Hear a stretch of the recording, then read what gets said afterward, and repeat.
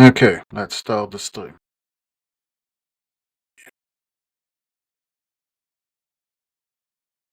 Um, yeah, it's me, not you.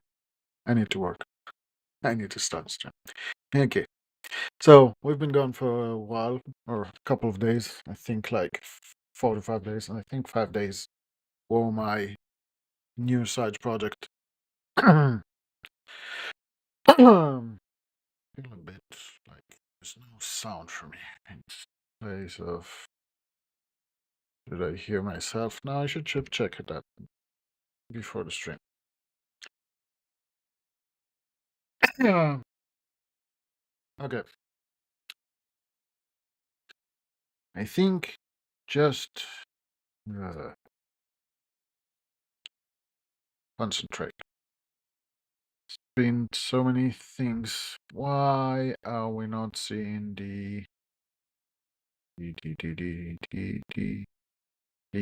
connection? I think YouTube is not streaming. We have Twitch, we have Kick. Not sure we have YouTube. Not sure what's going on with YouTube.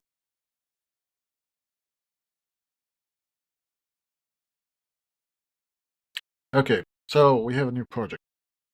What happened is I was streaming for like 4 days, one day after another, developing the phone photography app on stream. Then I looked at the stream and I want to repurpose them, make shorts out of them, make a long video out of them, have processed videos. I've tried a couple of tools. I wasn't happy with them. I looked and I think the logic in them seemed pretty trivial. And I decided, why not? I can make one. It's always it's how you always fall when you're a developer or when you're an entrepreneur business and probably a wannabe. You think, oh, that business, that app, that thing looks easy. Maybe I can do it. I can do it better. I can do it cheaper. I can do it better. I can sell it. I need it. I'll use it for myself. I have the person to check it. So you make the tool yourself. Um, so went out and started creating a CLI tool at first. I don't know if a lot of the CLI tool is still alive because it's kind of deprecated. Think it wanted me to configure a couple of things. Stream vid bin activate. Yeah, prepare before the stream, don't do it on stream. Python CLI and app main, what it called main. So we had this CLI tool. It goes and looks at all of my video files. You can set, it's pretty broken. You can set what mic it goes through, how long of videos do you want to look at, and where the directory. Currently, the directory here was hard-coded to my /videos/streams. You can see I'm using it in the new web app. So you could look at one of these. I actually had a couple different tools. One was just looking at the lives on YouTube and then generating title, description, and chapters. Chapters, I think, is the most interesting thing because when I look at long YouTube videos, I really love the chapters, so I know what's in it and if I can skip to anything interesting. So that was one separate tool. It just grabbed basically the subtitles from the YouTube live videos and suggested title, description, and chapters inside the description, which creates the chapters on the YouTube video. So you can see the last two YouTube lives. I've did that there. I'm not saying it's good, but it's better than nothing, I think, because before I just had the title saying Cody went live, no description, nothing besides that, no chapters, no nothing. So at least now it has like the subject of the video, what I'm doing, some description of what's going on in the video, and some chapters on different things that happen there. Again, not saying it's good, but I feel it's better than having nothing, having it empty. I don't know, maybe some people would disagree. So similarly, that was just that was a side quest from a side quest. Maybe that's a pretty bad idea. But the first side quest from the mobile app is this uh, basically video repurposing platform.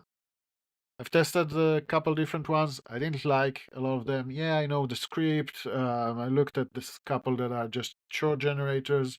I think Clap was not bad. It selected at least, it suggested some good clips. I've tested another that from 20 clips, I didn't like any of them. In Clap, I liked two out of the, I don't know how many it suggested, let's say 20. Those became the shorts you have on my YouTube channel. It's not directly from their app, although you just need to pay for that. But they did make the suggestion in text and give the timeline, so I wanted to cut the short myself in my video editor, which is Shortcut. Just a open source, simple, free one. Yeah, DaVinci is better. I didn't go through the hurdles of actually installing DaVinci properly on Linux because it's a long process. I tried it before on my laptop and I couldn't get there, but I didn't have an external GPU. Since installing my desktop, which actually has a good GPU for it, I didn't actually try installing it. I'd probably go there one time or another. But that's sidetracking. So I made this video repurposing platform. It's just the start of it. It's not yet producing good results, but it produces something. So I thought that's the point to start sharing, because before I didn't want to show just a empty screen of me just hacking at Ada desk with nothing to show. So now I can show some stuff. I don't know if we actually care too much about this one. Select an audio to transcribe either audio track 1 or 2. So I'm just kind of showing this as a simple. What's the initial idea? So we have the discovery part where basically the script goes through my streaming recorded folder and identifies the main videos. I also have sub videos. I'm not doing with them anything yet. But what happens is what I'm streaming gets recorded as is. Plus, I have other videos that are specific. So I have video only of the camera on full size, only on the screen full size, and a couple of the other elements that I'm showing. So when I show development on when I show the development on Android, so each emulator got its own video, and the screen for the physical phone device got its own video. This stream doesn't currently have the this screen co- this screen this screen currently doesn't have I'm gonna do it 1,000 times. This screen currently does not have any of the mobile devices, neither the emulators or physicals, because that's not the focus of today. We might come back to it. I'm not sure if I moved full time to developing this or I'm gonna develop them both in parallel. That could happen. Or I'm gonna finish with something that satisfies me. So first part of the script is just getting the videos. I have other videos that are related to this video, but I'm not touching them yet. So we take one of the videos, we extract the audio track. We actually have 6 audio tracks per video. That's something that OBS does. You can configure it. Not sure if 6 is like the maximum that for some video file formats or anything. But anyway, we're extracting the track. Actually, we're doing something more sophisticated elsewhere. I just try to revive this just to document that I first made a CLI tool because it's the easiest. It required the least required the list work, and I actually got a result. This is not the initial version. I didn't save it properly. I didn't care for it, and I moved on. But I'm still trying to demonstrate this was first proof of concept. So after we transcribe, we have the options of generating shorts or clips for long form wasn't implemented yet. What we do is to create shorts. This is what you get initially. Yeah, currently this is a horrible prompt and gets horrible results, but it shows you a suggestion of between this time stamp and this time stamp. Ew.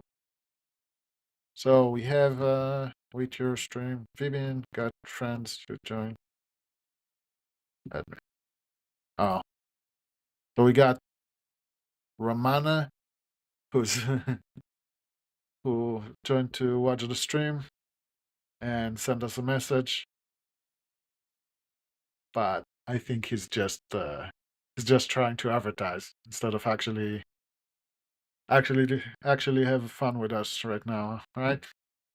It's probably not going to respond to it, or I don't know. I've heard in some sophisticated bots that actually watch the stream and respond.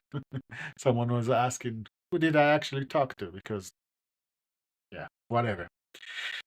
So what the script or project does is suggest clips. So they suggest two timelines from starting timeline to ending timeline. And this actually just pulls what it heard from the transcript. Again, it's not very good. It depends on how the transcript is. We had a more sophisticated version that said, why does the AI think this is a good clip? And what's in it? And another couple of notes. This is just a recreation of the CLI version. So after we finished the CLI version, we've seen it. It was kind of cute. Oh, we actually have this output here. So the short is getting a title, and my screen is stuck. Okay, let's give it a second. For my capture card is not very good. Think I'm gonna need to buy another capture card. So the capture card actually worked for a while. Had an issue. I fixed it in Ubuntu. It said the power controls is probably the problem. It cuts power, and then the capture card resets. Do you actually see me move the screen, or is it still frozen? I think it's still frozen. And if I'm gonna try to change it, I'll probably crash OBS, but we kinda have to. Because otherwise the stream is pretty much just one thing. Just one picture. Okay, this looks good. So hopefully the capture card won't be acting up again, or I'll have to either boost it with something or replace it. So the actual suggestions here say, oh, for short one, this is the title we think should be good. No, don't tell me this is fine. This is fine. This is not fine. This is not fine. This is totally not fine. Not fine, not fine, not fine.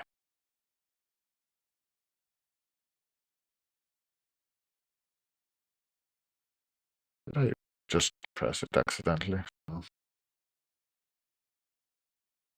Let me try something else.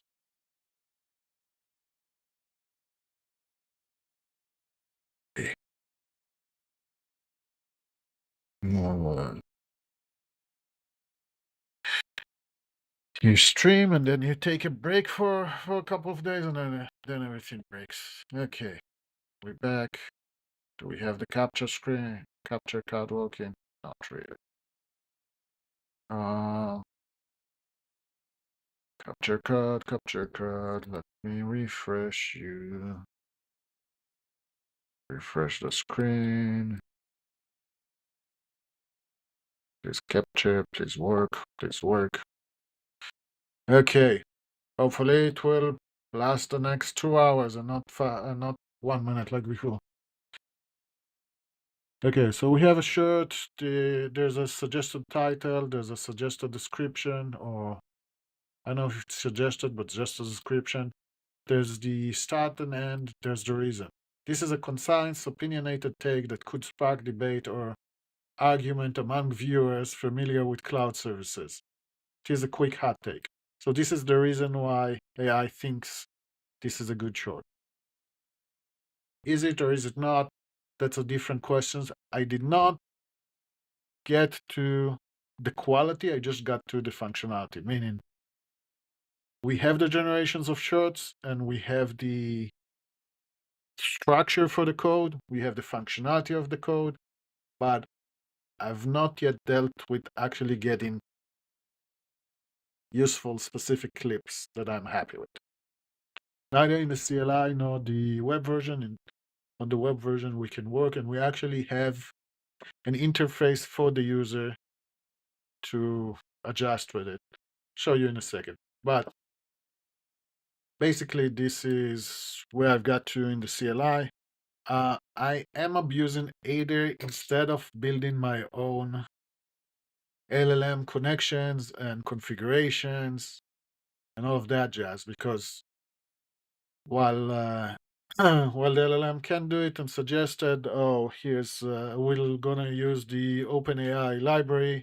Now I need to bring configuration, which gives the user a way to put the tokens inside, connect to a specific provider. So we can use OpenAI or we can use the Gemini, Google Cloud, whatever they call it, Vertex something. Or we can use something like OpenRouter, which I use a lot, which gives us access to the rest of the modules. And then we need to select the module inside. And all of that is just a lot of things I didn't need because I know I'm using Aider and already configured it in Aider, and I have access to, well, in Aider Desk, I have access to a couple different accounts. So I thought just skip all of that logic and kind of abuse Aider, meaning we're going to use Aider and Aider is going to connect to OpenAI and we're just going to ask questions so we can feed Aider the files and we can ask a prompt and we can get stuff back. Either it would update the file for us or we'll just look at the output like we're looking at now. And that's it. That would be our call to LLMs.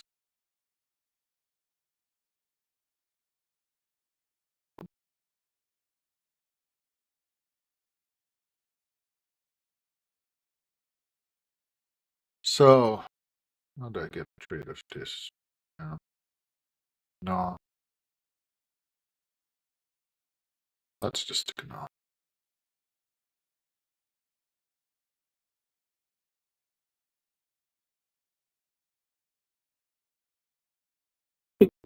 Okay, so we got to that point, and then I said I want to actually see the clips.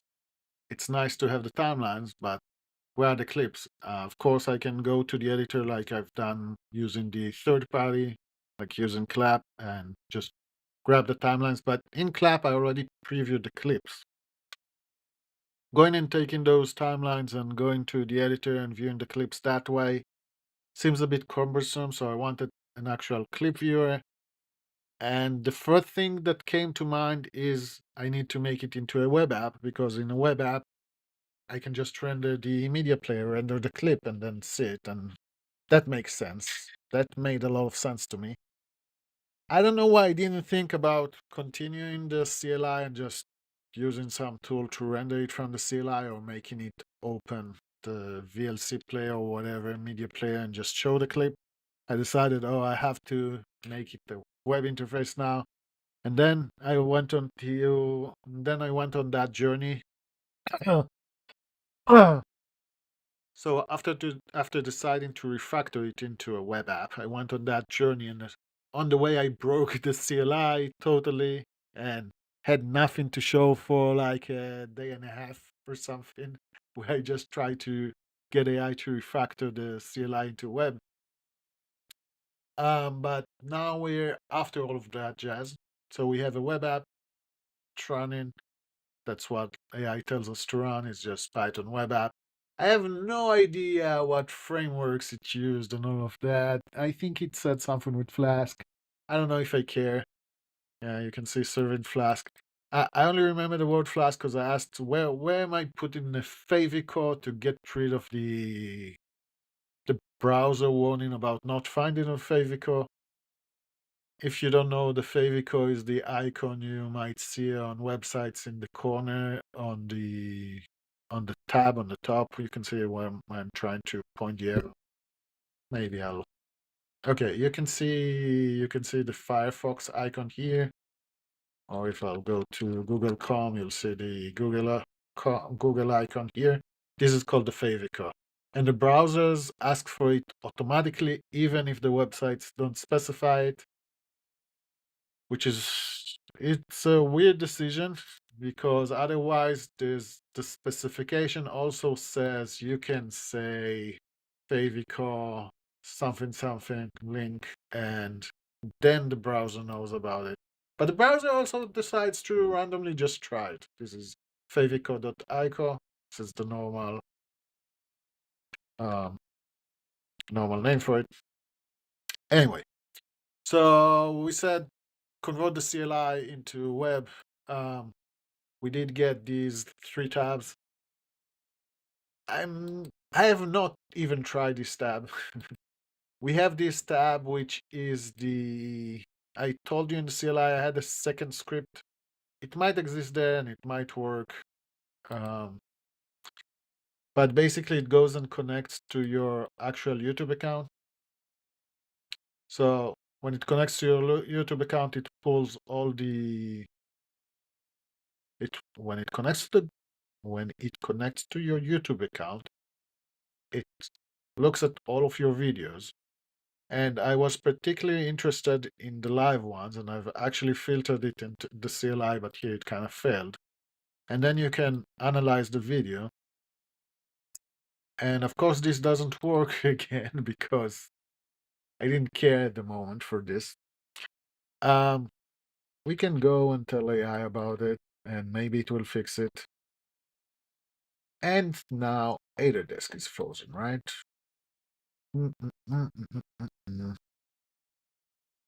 Today is not everything is working for me.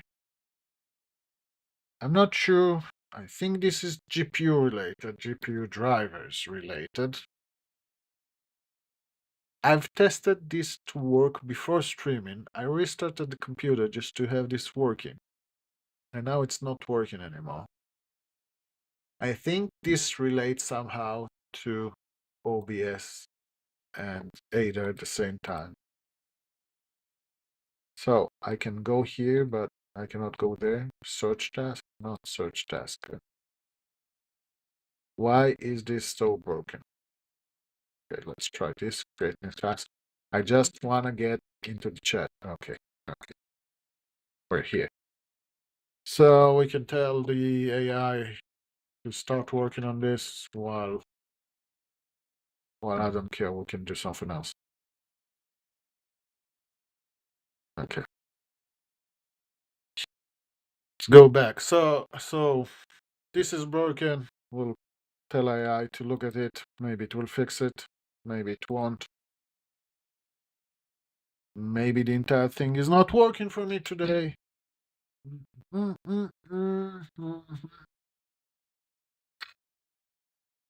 So if this won't work, we'll need to go to work in the CLI. So some things work. I can jump tasks, but I cannot click anything on the chat. This is interesting.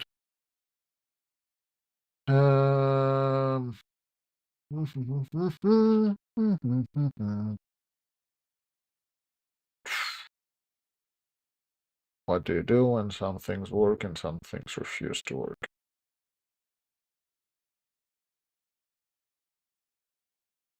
also kinda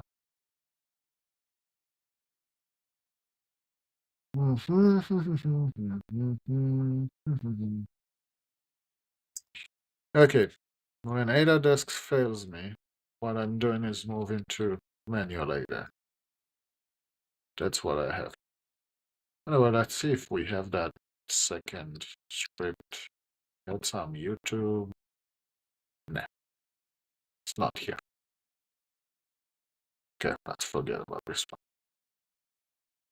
A winner thing, yeah. What model? No, let's change model. Gemini 3 Pro preview. Architect.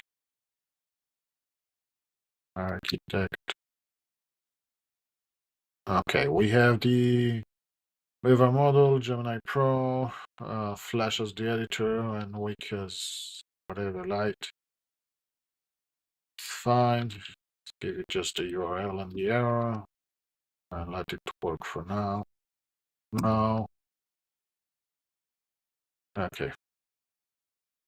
Let's go back to our demonstration. So this isn't working for now, but local streams. So what I showed you in the CLI was pretty much what local streams would be.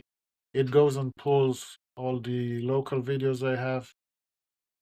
See this error? I'm guessing this is the video I'm currently recording.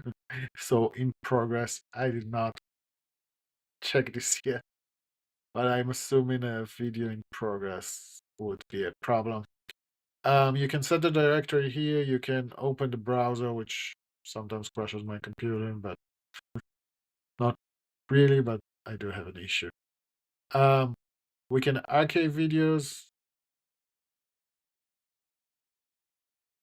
Of course, when you're trying to demo stuff live, nothing works. We did archive. Everything is just slow. I'm wondering if it relates to that error video. Can we see any issue? Error getting metadata for video duration.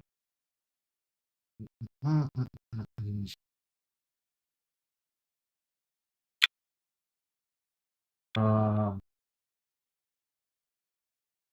so we're gonna pull this one. Give me a second.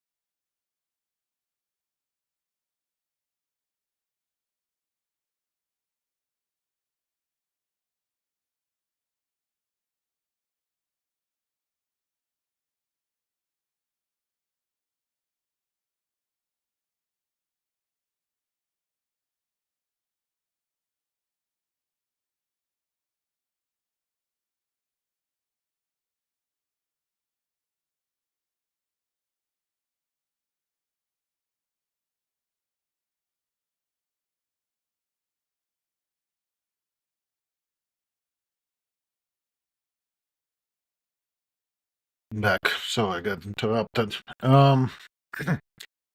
So for just the Ada is asking to read the files, of course. You might know it from any other coding agents. Yeah, you can see the starting soon is archived.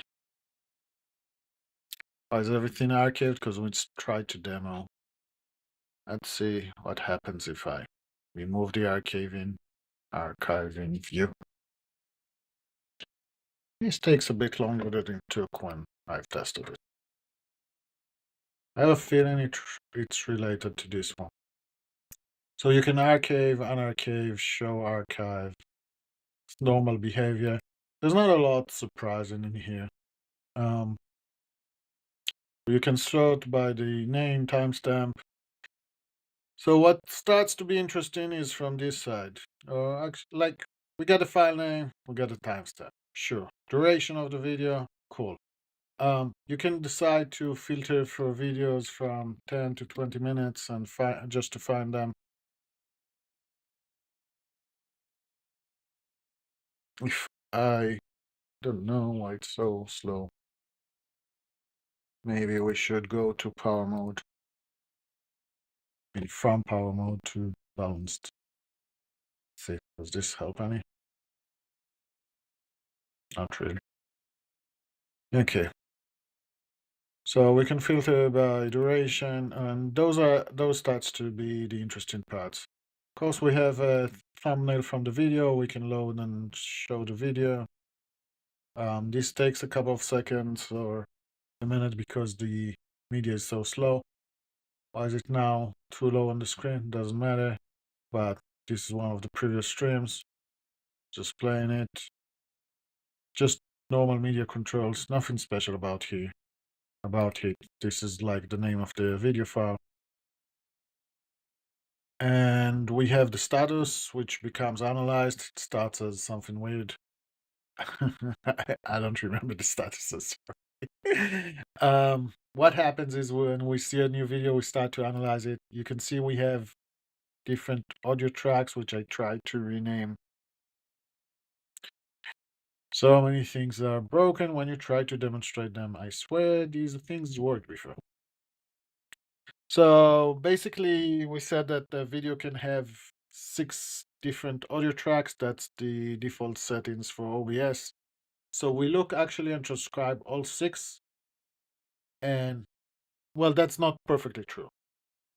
We look at all the audio tracks in the video, all 6, and if some of them are obviously empty, because the default OBS settings would have them empty.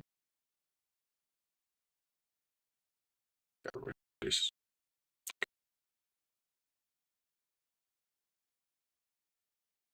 So the default OBS settings would create all 6 tracks, but most of them would be empty. The first one is auto-selected for all your audio, and the rest is just when you configure them.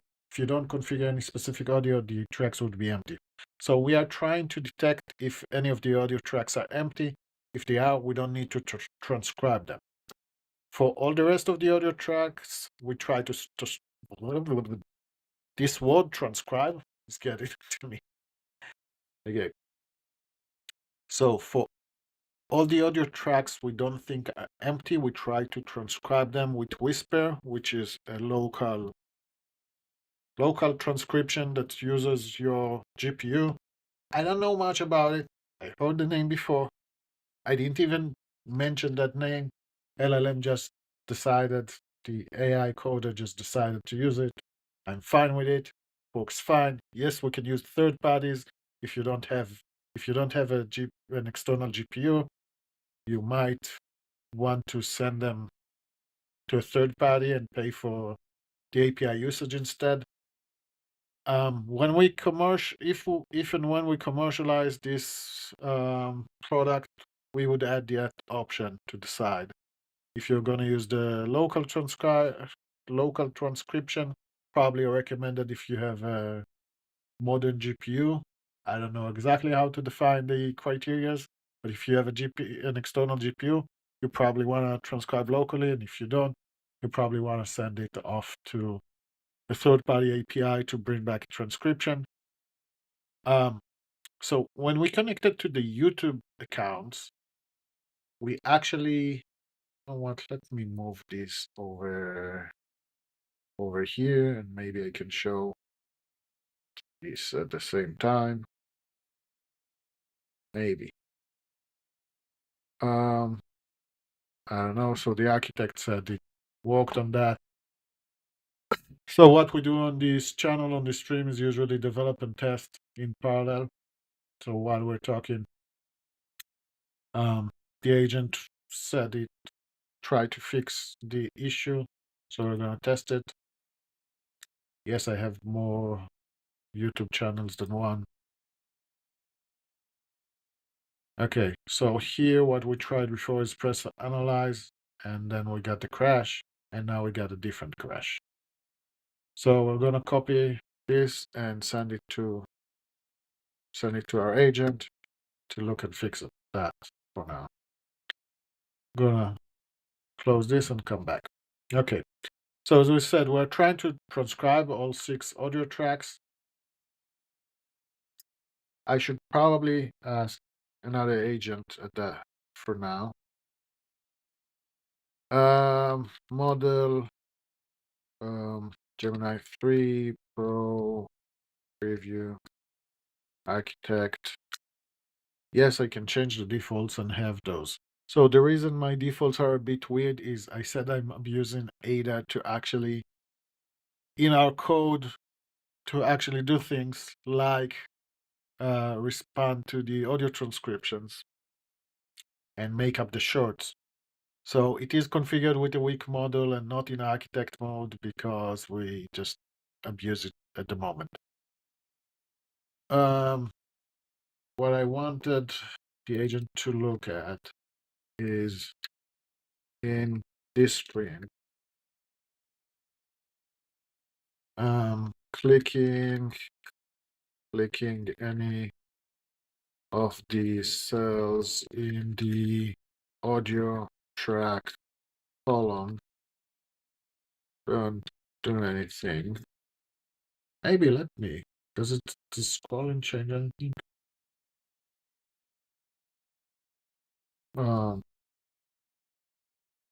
They used to open a detailed pop-up. I don't want to give it any more information because I don't want it to do a rewrite. And I'm gonna allow it to read all the files. Our other task is finished. We can test the YouTube account again.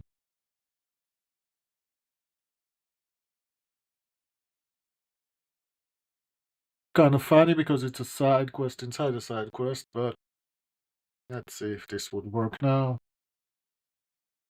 Probably get a new error the way things are going.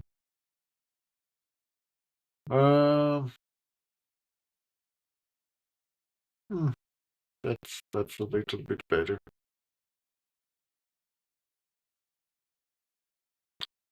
Let's look if we have any information. Let's make it a bigger screen because I want to read something. Okay, so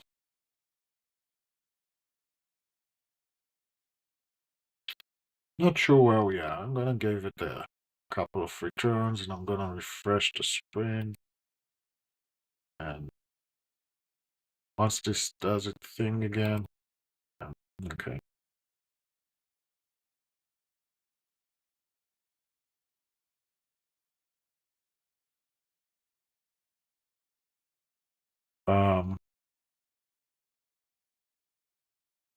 Kind of confused. It calls. I think this thing is totally broken.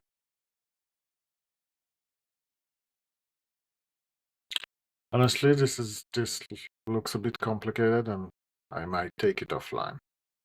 Although I normally do everything online. Thing is, I don't really need this. It's now more for completeness sake. Suppose we might have a fix for the audio track. I'm gonna reset this session. So we're gonna use it for something else later. No, this is not what I wanted. I'm gonna undo.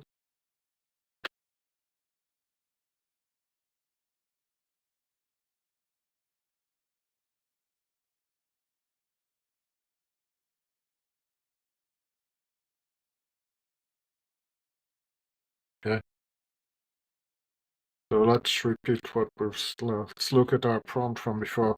So in local streams, clicking any of the cells in the audio track column don't do anything. They used to open a detailed pop-up. They are still hyperlinked. It's just the clicking feels disabled. Hopefully this would do better this time. I don't know if it's the change of prompt or trying to do it again. Hopefully we'll get something. So when we do the transcription for, so let's roll back. What so when we get a video, what we do is we look at all the audio tracks. So we have 6 audio tracks. You can see it's in the brackets. We look and transcribe all those that don't seem empty. And then we ask the LLM to look at the transcriptions and determine a couple of things. Is there a mic on that audio track? Yes or no? So is someone speaking is essentially what we wanted to determine. Second is there any music that, and if there is, can you identify it like as a known song or an original song or something? Because what we actually want to determine is which audio track is the cleanest to have only a speaker speaking. So if you're new to streaming, what you would do is probably put all your audio on one track and forget about it. Because essentially when you stream, you're only allowed to offer one audio track, which is what everyone hears. That's a partial story. In Twitch, you can offer the track that everyone hears and a track for VODs. So you can make the VODs have a different audio. When you're recording, you have as many tracks as you want, and when you're editing or playing them, you can choose either of them. When you're editing, you can mix and match them. So what happens is you might have the audio that's meant for everyone to hear, and there's the audio you're using for editing. So what I want to know is, do we have an audio track that has both me speaking and the desktop sounds, for example? Maybe I'm sharing a video or sharing some music or anything like that. And I have another audio track that's cleaner, that doesn't have the music, that has only me speaking. So that's what we try to, we use LLM to try to determine recommended audio track or recommended transcription track or recommended transcription in a way. The LLM chooses one. This button, when it works, let's refresh and see if it works now. When it works, opens the list. Now, why are you doing this thing? Let's try this again. So undo, I'm gonna reset. I'm gonna look at my prompt again. In the local streams screen, we have the table.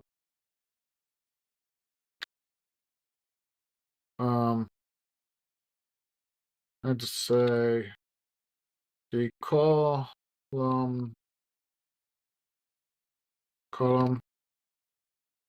audio track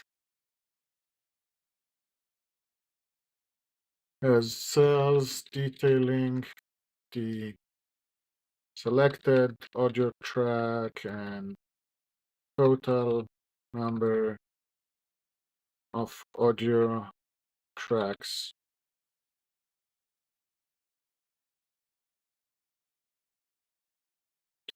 This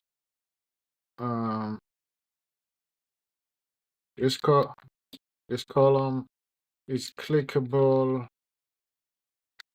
and opens a pop-up detailing all the audio tracks and marking the current selected audio track, allowing us just switch dot dot dot. This pop up no longer opens, renders, displays. I don't know what you call when there's displays on clicking the hyperlink. Now, if it's gonna do again the same solution or problem and doesn't fix it, I'm just gonna change the model. So my main model currently nowadays is the Gemini 3 Pro Preview, as you've seen. My secondary one is GPT-5.1. Sometimes I play around with the Dash Codex Max. Those are like my two top smart models at the moment. For weaker models, if you want quick and dirty, I still use Gemini 2.5 Flash. It's the editor model, if you noticed as well. It does work, it does do stuff, it does simple stuff, and it does them really quickly, especially when you're comparing to these bigger thinking models.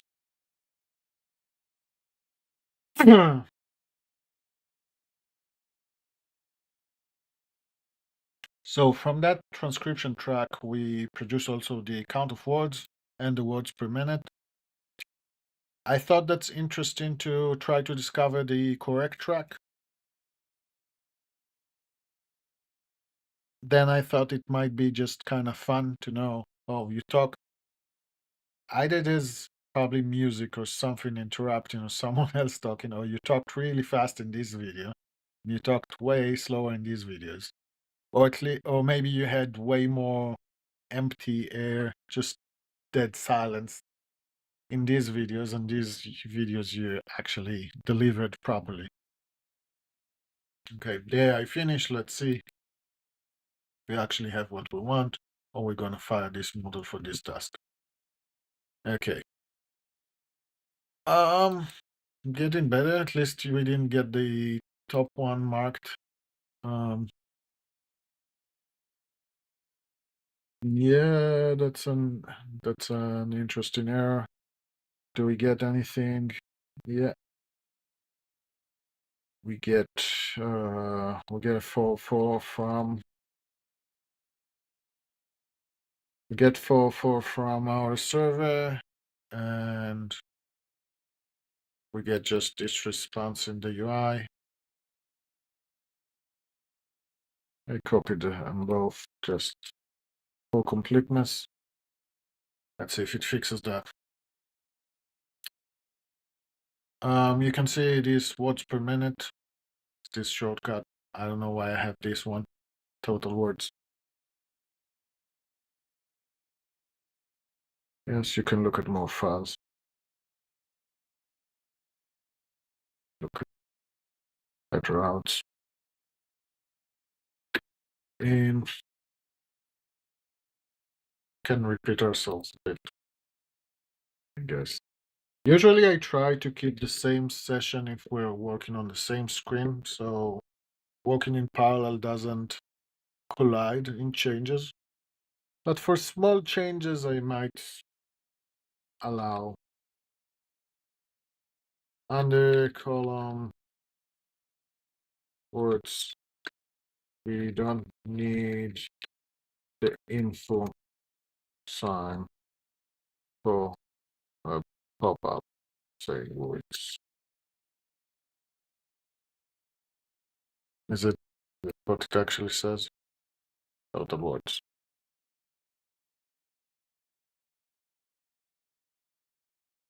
Remove it.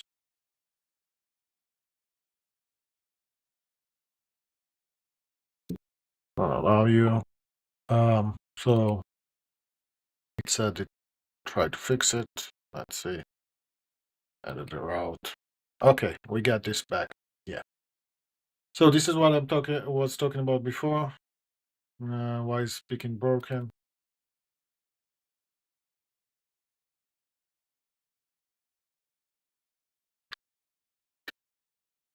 that speaking broken in the track analysis.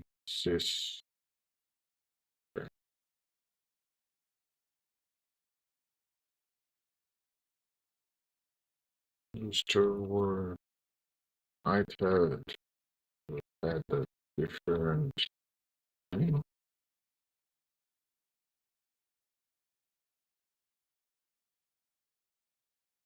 We got this other change. The other change was just to remove this I here.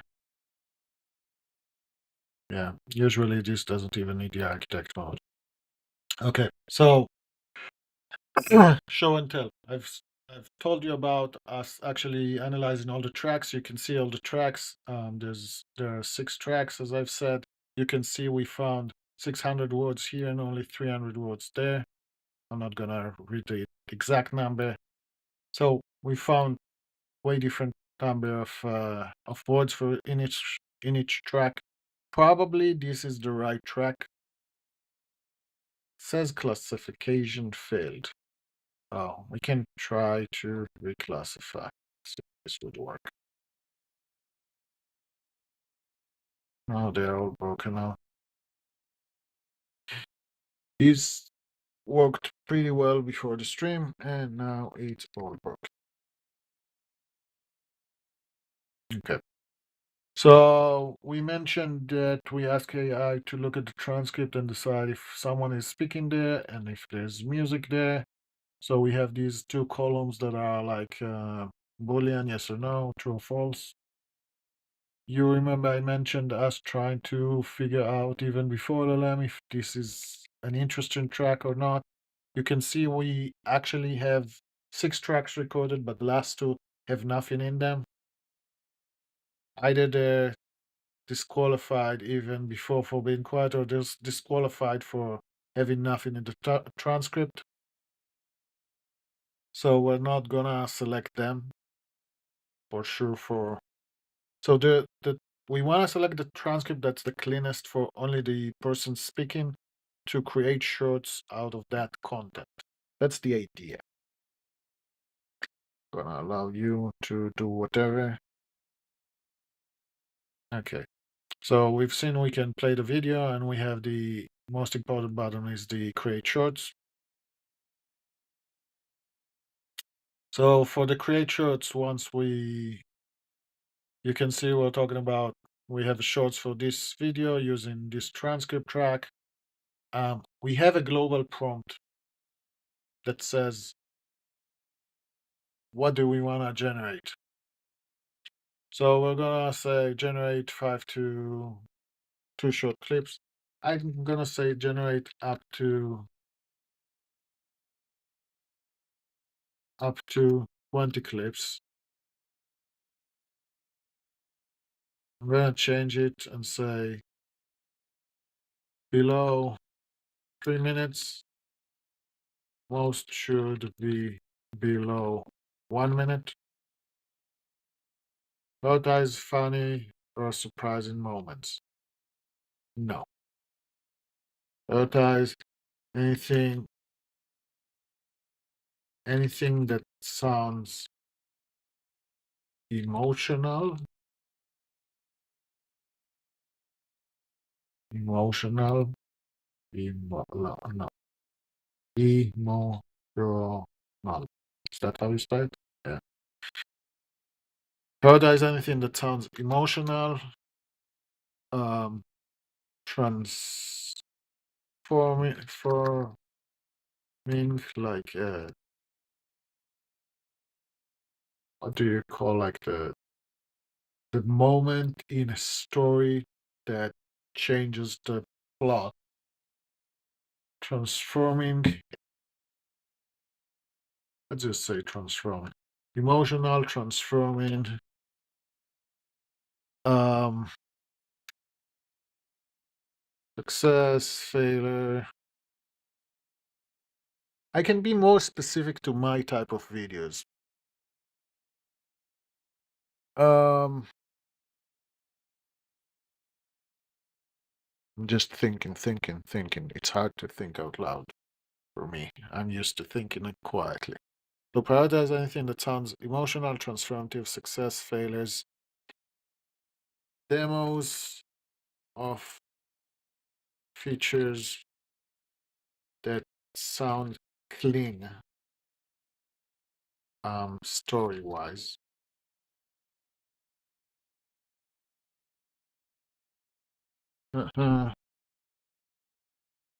And anything you think might do well in social sharing. Okay.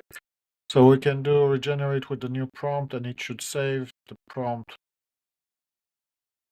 It should save the prompt for our user.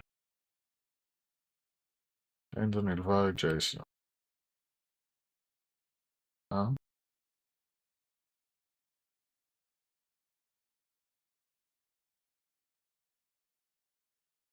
This is not my problem.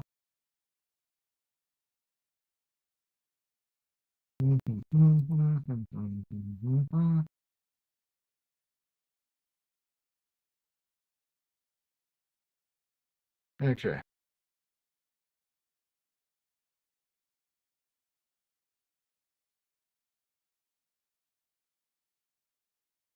Let's reset.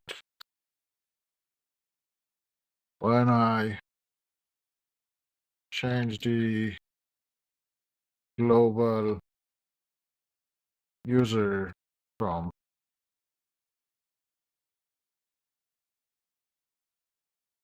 let's do an ask. Are we still attaching the system prompt for generating shorts? Specifically, we need to ensure we always request the JSON format and provide an example of how we expect the result. Result.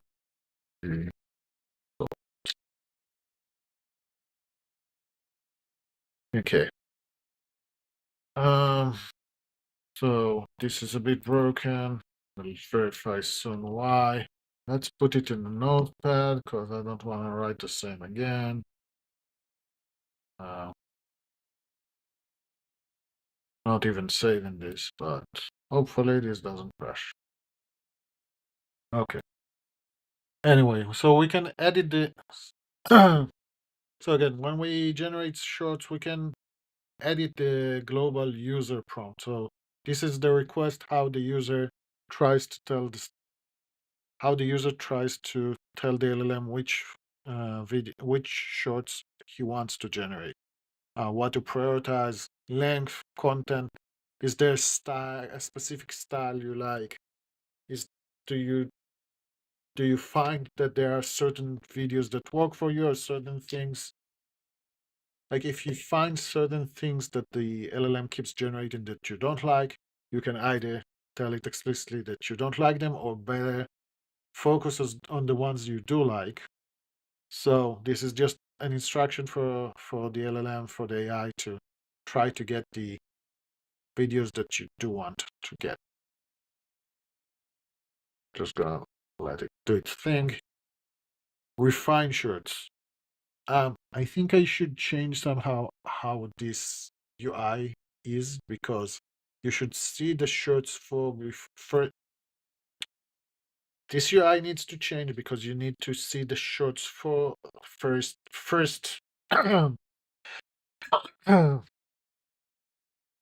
this UI needs to change because you need to yes, I'm trying to act like I'm recording a video because anyway, honestly, I don't have currently too many viewers, and what I want to focus on is creating those process videos which get more views, either as shorts or as a long edited video. So I am trying to pronounce properly and making it like I'm recording a video, I'm going to repeat sometimes what I said, again, having like a second take, because eventually I want this tool to help me create a long video edited, because I want this tool to help me create a long edited video from the stream. And those takes are important too. And those takes are important to get an actual done video. Anyways, going back, what I wanted to show is that once we use the generate shorts, we get the shorts and we have the suggested shorts. Much like I've shown in the CLI, we now have a web interface. You see, I don't know why we have a number of shorts, but you have a title, check and drop frame rates, apologies, quick instructions, and drop frame, requesting something in the bank. This is probably a bad. This is probably a bad take. This is a 5-minute video where I've tested something. This is a 5-minute video where I tested some things and then I've closed it. It was not an actual working stream, so the clips would be naturally pretty bad. But what I wanted to show is when you get a suggested shorts, you get a title, you get a description, you have a reason. Why does AI think this is a good video? Shows a technical problem being addressed, which can be relatable to other content creators or technically inclined viewers. We have the original timeline from the original video where we cut it. So if you want to cut it in a video editor instead, you can, or just know where we are at the start of the stream or the end of the stream. We have this transcript. What is the actual text said in the short? The full transcript here is okay. I'll just work on the dropped frames. And then we have a thumbnail previewing the video and a download option. If we click on the thumbnail, if things decide to work, it should open a pop-up with the media player. If it doesn't, it doesn't. And we have a download button and everything is broken. Love it.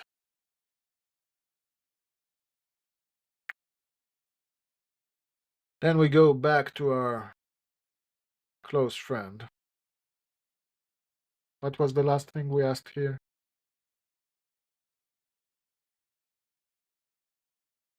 Okay.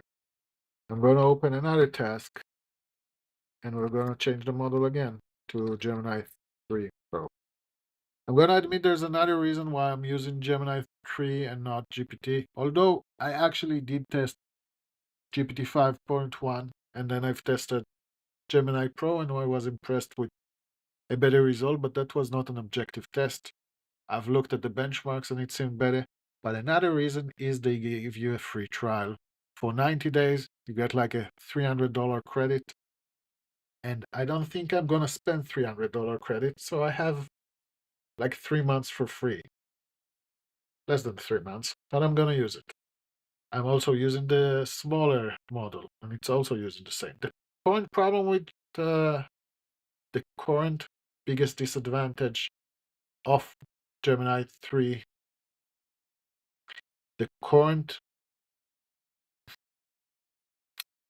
the biggest problem currently with Gemini 3 is that it's very limited. The system gets overloaded and it tells you there's no resources, it's overloaded. Or you get rate limited. You get 250 prompts per day. And there are also token limits, but I hit the prompt limit because I actually ran it on our product.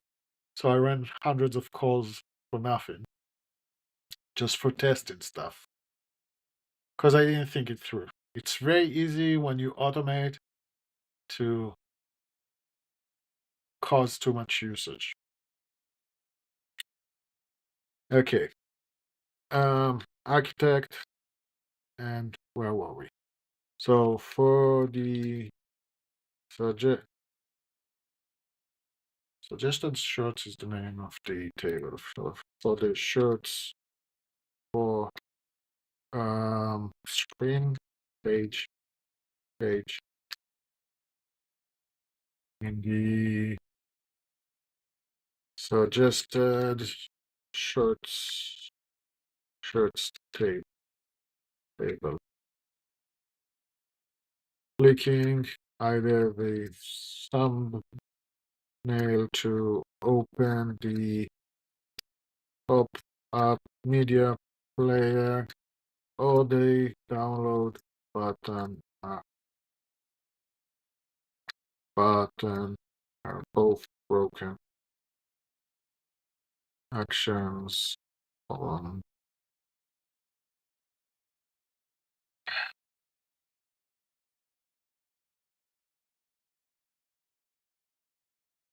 the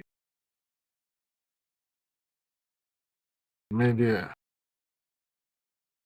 thumb thumbnail click doesn't seem to do anything.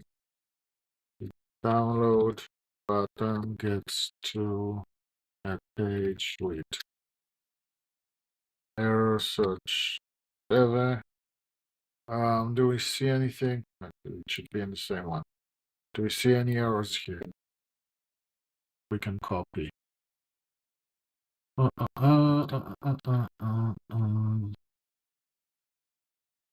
sure. It's like the download clip for not found. Short analysis not finished. Let's copy that. Yes.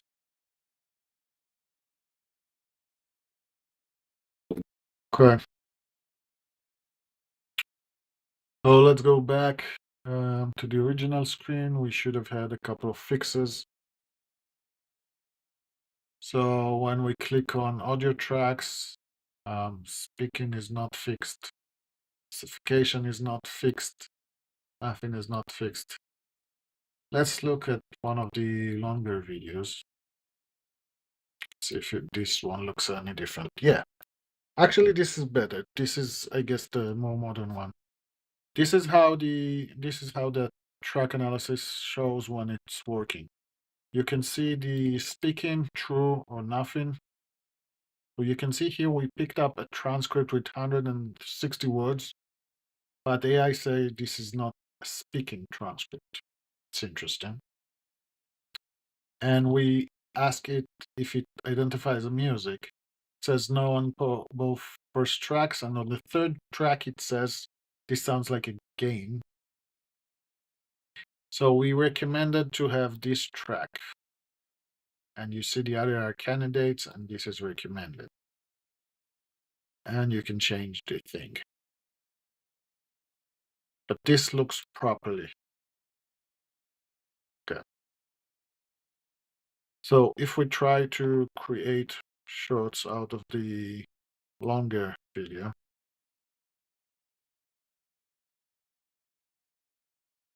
I honestly need a bit of, I need to go on a short break. Could be 10 minutes short, could be less. I'm gonna put the be right back. Hopefully you'll stick around or come and join and wait or anything. I'll be right back.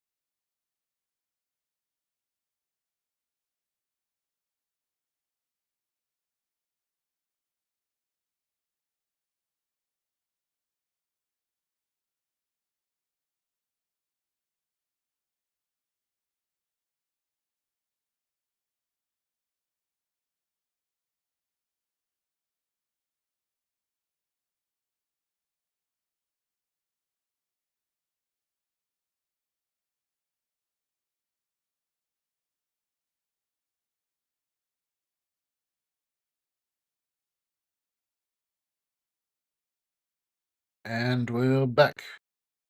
Hopefully. Log preview and oh, yeah, are we seeing this thing here? Not so much. Oh, I was thinking you guys are seeing what I'm seeing, and now I'm like, no. Camera stream. Just 1 second.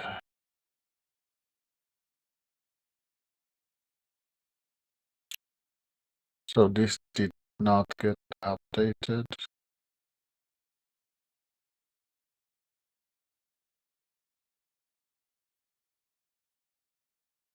Okay, so at least you're seeing the. I thought you were seeing this corner before. I wonder if this had the same problem, though it freezes my computer.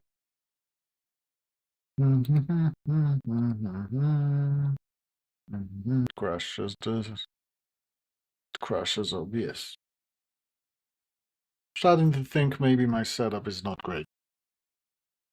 So when I reviewed with Gemini my OBS setup, I don't know if you care about streaming stuff, but I somehow assume most of my initial videos will. I don't actually know what I assume. I know I'm trying to chat to other streamers, and some of them follow me back. Some of the streamers I chat to follow me back after I help them with their stuff. So if you care about streaming, just know that. So I've mentioned my setup a couple of times. I've debugged once what's going on with my setup that crashes the OBS. So I mentioned I'm doing recordings for separately. There's the main stream that goes everywhere. There's recording of the stream, which is the normal default. And I do record individual files as well. One is the camera full screen. My thought was when I'm gonna edit the videos, sometimes I'll just want to show myself as a full stream camera.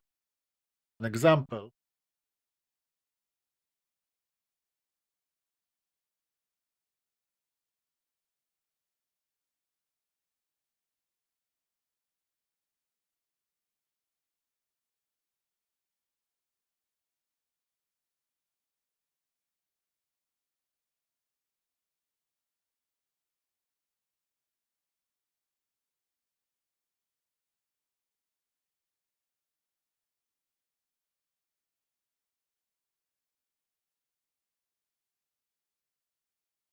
You probably couldn't hear me until now. Hopefully you can hear me now. So you know how streamers sometimes switch between their main scene or a game and then themselves full screen, and maybe they have other screens. So I don't currently do it on stream. I should at some point start doing that. Some people buy a special streaming keyboard just for that, just for the scene switching. I've tried to have shortcuts set up for this, but some things it sounds like it should be easy and it starts being complicated for no reason. This is not an issue if you have Windows. This is an issue if you have the latest Linux, where software cannot register their shortcuts for the entire OS. So I can have shortcuts, but only when I'm looking at OBS. And there's a plugin, and the plugin didn't do what I want, and I created a new version of the plugin. And people were really mean when I tried to share that plugin or talk about that issue and that solution. And I have some version of that plugin. Sometimes it works, sometimes it doesn't. I got tired of playing around with it. It's not as important as all the rest of the stuff. But what I was trying to say is that there's the mainstream, which is the windows I'm currently showing. And then I have another stream which looks like this, which is the full camera. Doesn't record the audio again for some reason. It just records the camera. And there's another stream that just records the the full desktop screen. So whatever you see here, it just records this entire window on its own. The reason I have those separate ones was the consideration for editing. So I thought when I edit, maybe sometimes I don't want this small screen. It's only me talking. There's nothing going on screen. So I want to make it full. I want to make the video of me in full screen. So I'm using, to accomplish that, I'm using an OBS plugin which is called Source Record. It works fine normally. But as I've discovered when I was doing the mobile development, if I show the emulator and my script restarts the emulator, so the emulator goes off screen, Source Record is sending a 2 pixel by 2 pixel request to the GPU driver, and the GPU driver says no, just gives an error for encoding that. And that creates a lot of errors for some reason, and at some point it crashes. It crashes the entire OBS. Yeah. So I changed a bit how I'm working with it. I'm no longer recording a part of a window. I'm only recording the full windows. I still suspect this is crashing stuff sometimes. I think this plugin is not super stable, at least for my setup. Not saying necessarily that the plugin is not good, but it's not good on my setup for some reason. I understand that running on Linux with Wayland and a new GPU, it's an NVIDIA 5060. The drivers are not great. When the drivers are not great, it sometimes causes crashes. I don't have yet a fix for that. I hope they will improve the drivers. Why do I think it's that? Because I have other crashes and other issues that are similar. Not necessarily similar. The weirdest thing is me just opening the file explorer, and sometimes it just gets stuck. And especially if I try to open like a import file in another software, they usually get stuck until those crash. I don't know if it will happen in the browser. So in the browser here we have local stream, and possibly when I press, should have kept this, possibly when I press this to open the files. Yeah, so this window sometimes gets stuck until all the file explorer windows are closed, and they are all in like wait or force shutdown, force quit. Yeah, so my graphic drivers are not great. And I suspect that the issue I'm having with AdaDesk today is also related. Anyway, so let's again allow everything to our AI coder. Where were we with some other things? I'm kind of regretting pressing back here. Okay. So we talked about, I think we tried to create the global ones and we had things crapping themselves.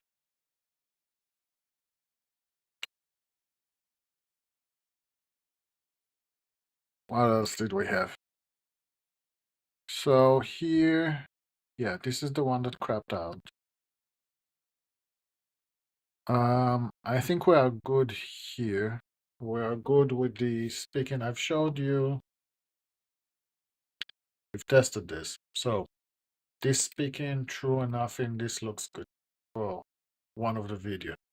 See, by the way, we called it set cleanest voice channel. At some point, I will change this to be more of a bigger transcript thing, where you can upload your own transcript or import it from YouTube, depending what's going on.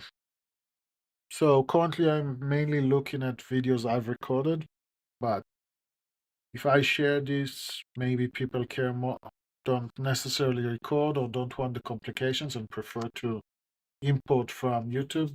Like you can see here the process YouTube URL. Maybe you do it for some videos that are not your own, but you have the right context to actually use it. Either you're sending it back to them or it's like a review or whatever, something that's allowed IP wise. I'm not dealing with that. If you actually have a good case and you use it, not saying what's a good case and what's not. If you use it and import another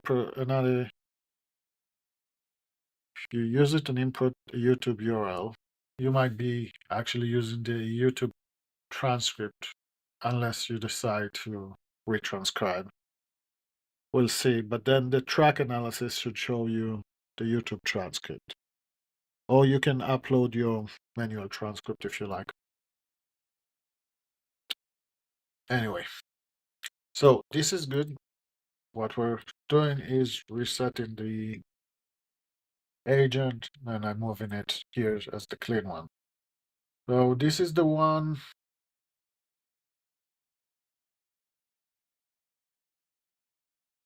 We need to, oh, so we use just an ask here, and this is fixing, forget. So the ask here, let's review what we actually get. So the code does not currently attach the context of prompt shorts to the end of your user prompt. However, there is a critical issue. The prompts text file you have just shared does not request JSON. It explicitly asks for Markdown, but your code in Analyzer to parse JSON. If you run the code with the current, the analysis would fail. Here's the corrected content.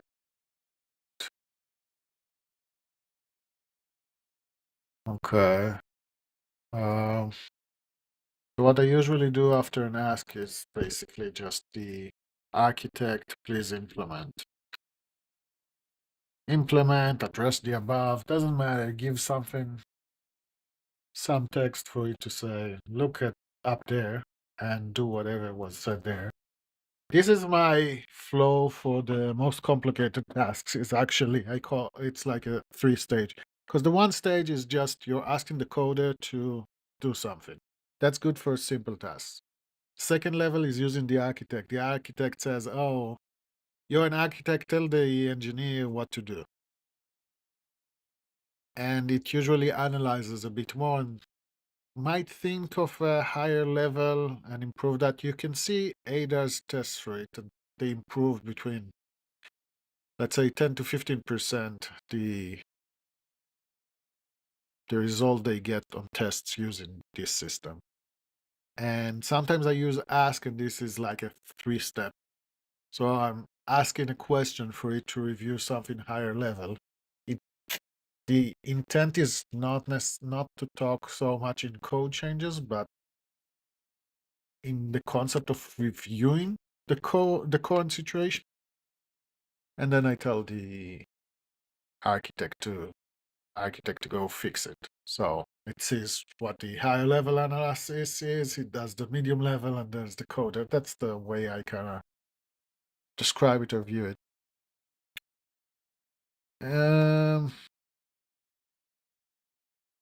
Okay. Maybe I should test this at the moment. What was our other request? So this is the context for this. What was our other request for the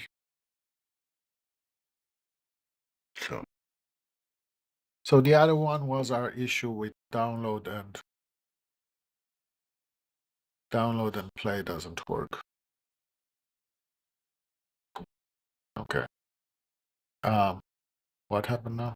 The generate shorts is bad.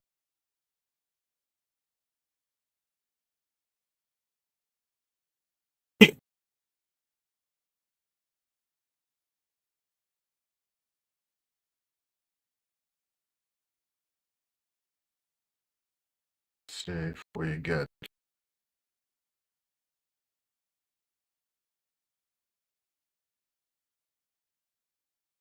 expected delimiter.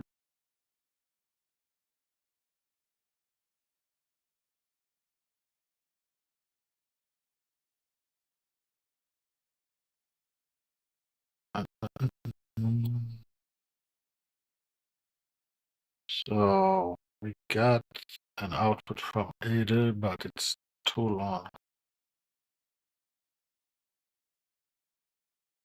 and is broken somewhere.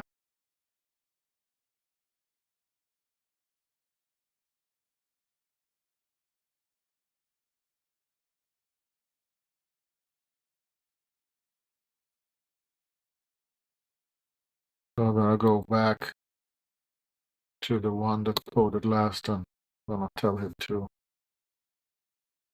Gonna just copy the error.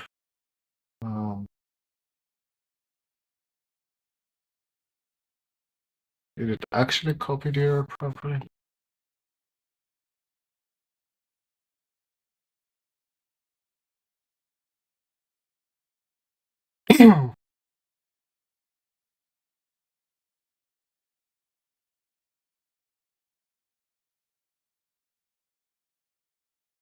Started to get a bit tired. We're only streaming for 15 minutes. Is that because of the crash? How much did we stream for? 30 minutes or something? Okay.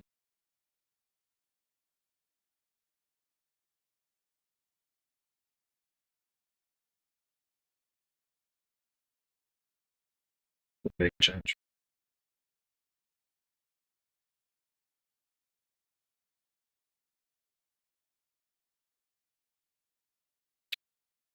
Normalize shows.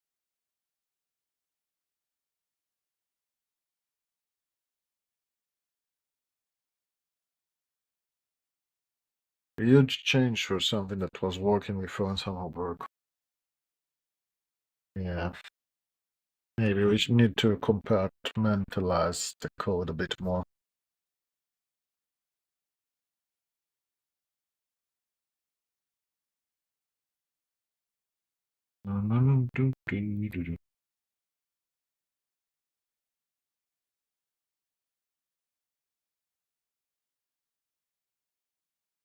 Oh, come on.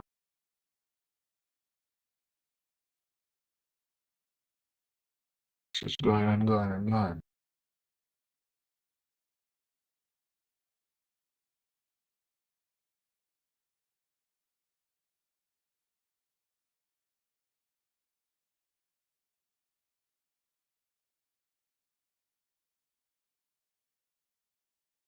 I did all these changes and then this asks for another file.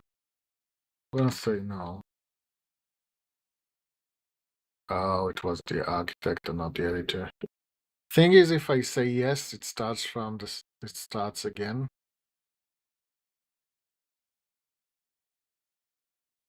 Which I don't like because I spend all this times and tokens.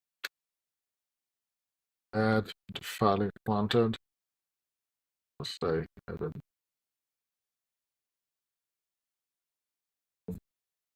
A lot of times it won't do anything with that extra file anyway. Just says, "Oh, I've already suggested the changes. This is done," and does nothing. Yeah. Let's try to see if this is still broken or not.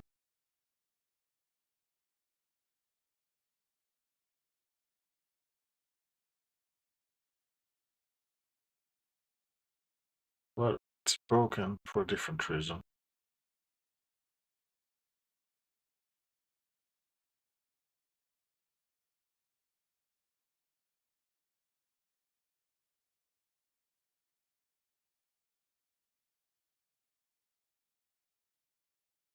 I can add automated testing and stuff. I have in other projects.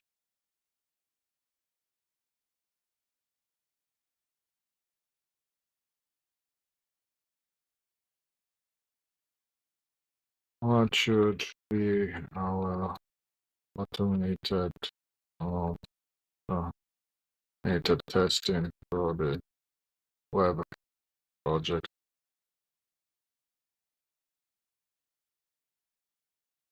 On the web project.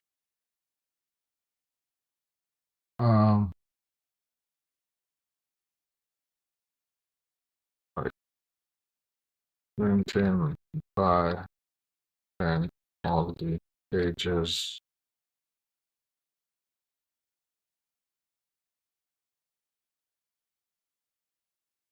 Let's see. Oh,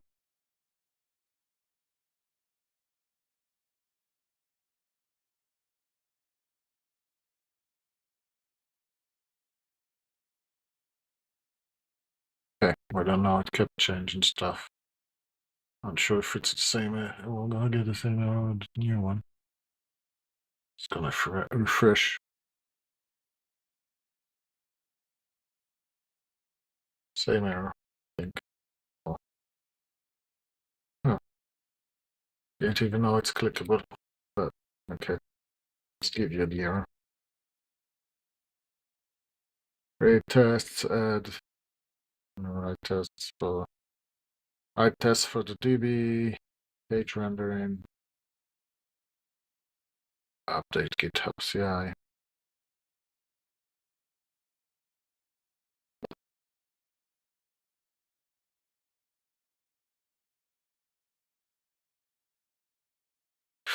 So it's the static analysis, log flake, wants to run unit tests, web integration test for pattern pages.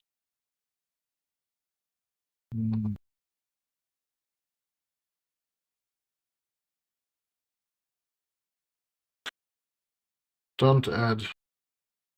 What I want to have is not standard testing, just errors in pages flash to load or execute on an API call.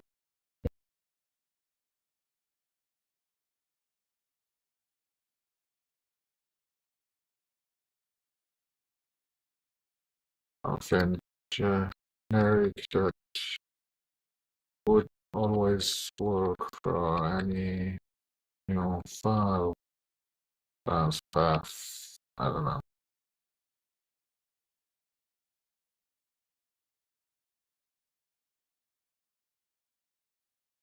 And to be able to add that testing to either should be quick, should return proper on status proper with return status. Yeah, just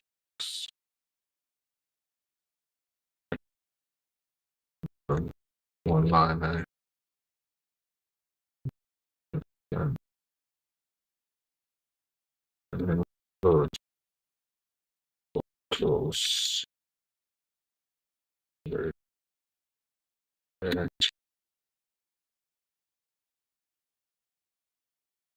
oh, well, we on architect mode now. I just wanna ask still. Sorry, my eye is itching a bit. Okay. So we gave it the error here, and we're gonna hopefully see that it fixed that issue.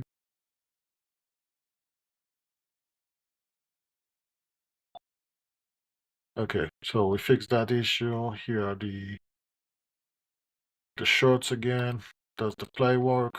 No. Does the download work? Yes. See, does it cut the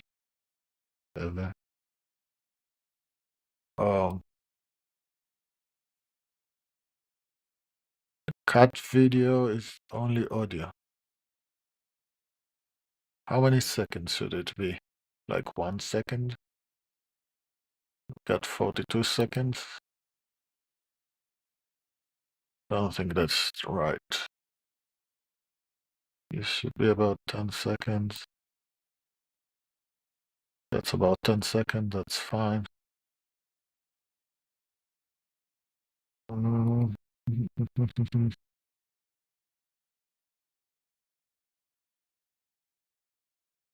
Okay.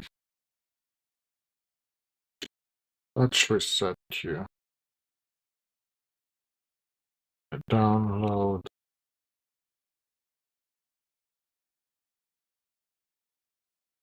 Clips.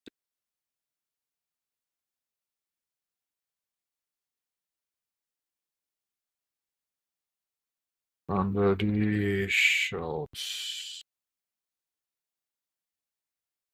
String. So give it the download, whatever.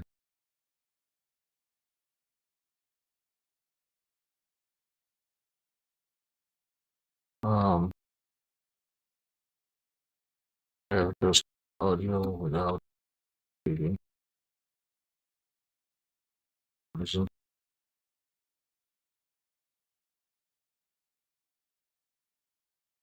Okay. Why this fits what you need. Stuff like count selected. Let's see what happens if I run this.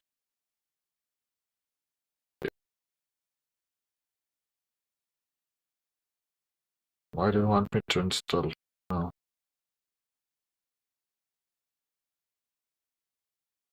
Okay, so we'll actually do it globally, but and activate pip install Flake. Well, I know Flake. Flake is basically a linter for Python code, so that's fine. Cannot open whatever.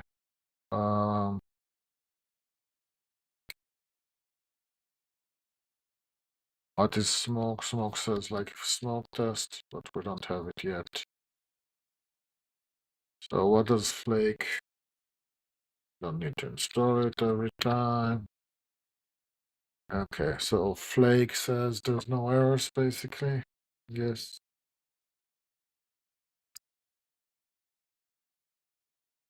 Line too long. White spaces, stuff we don't wanna pay AI to fix.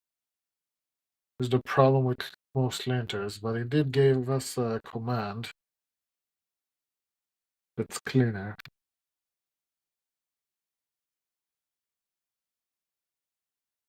So is this our ask? So basically ask what do you put inside the smoke test? I think, or did it actually say it before? This script will do ABCD. Create smoke. Add this file. This is a generic. Automatically find new paths as you add them.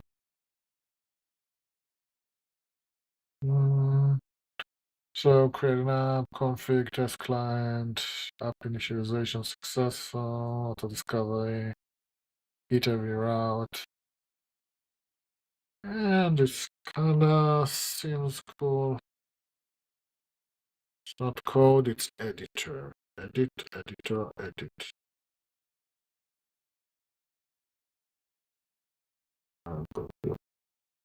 Implement the slow best file. Edit or editor. This is edit. Editor. Editor model. No. It's code or coder or code. Okay. Get to file. To chat. Okay. I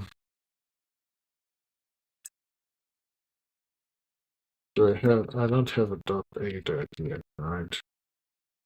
I know this is where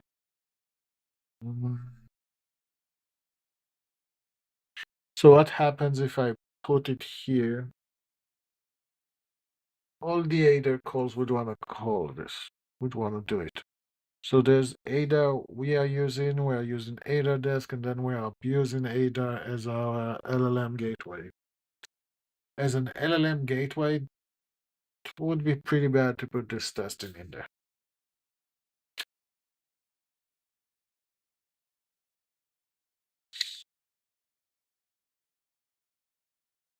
Updates, get Lapse CI with, you know,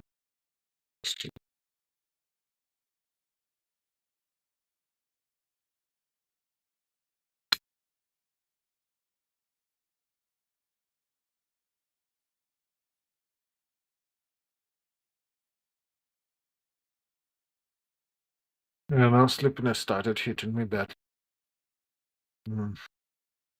My eyes are tired.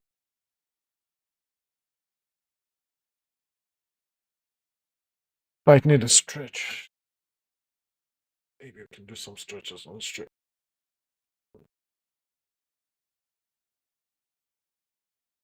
Maybe it's a sugar crash.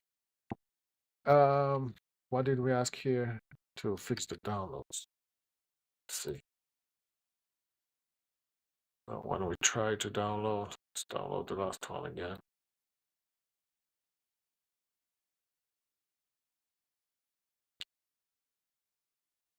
Okay, so it now has a video.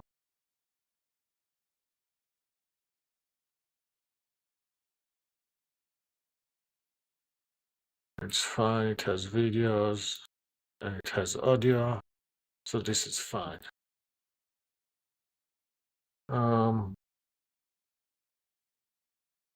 Does clicking... Oh, that doesn't do anything. Neural fix, is this the one? Neural fix, clicking, some thumbnail,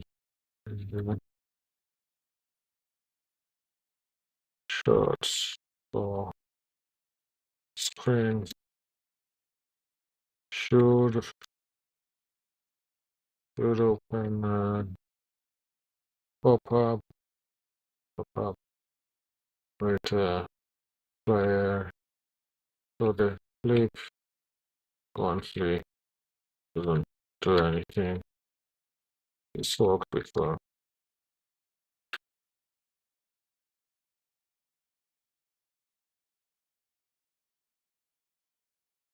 Okay.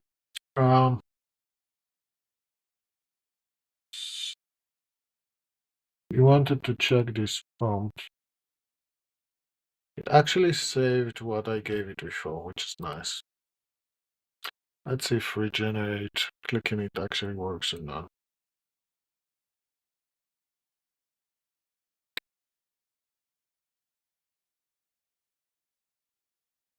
We did a thing.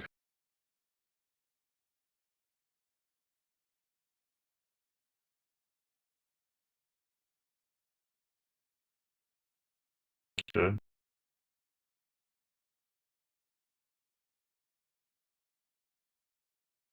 Okay, I just want to test to see if iterating works. So remove, ignore, like issues as clips. So currently we have 6 clips, and I think we have 3 that are technical issues. Let's see if refine cron shorts actually works.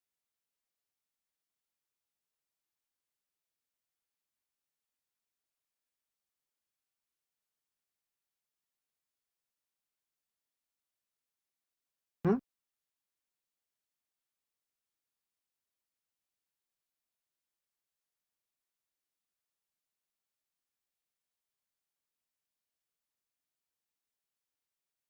No, the refine functionality is broken. Okay, this is cute. We can remove this for now. This is the CI testing. I think we're done with this for now. Can't do with it much with it. Well, I didn't actually implement stuff. So it said include variable, style dependencies, check code, type checking.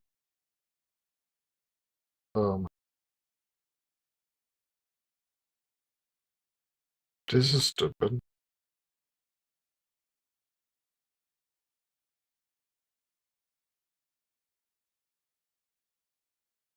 You just put comments in there in place of implementing.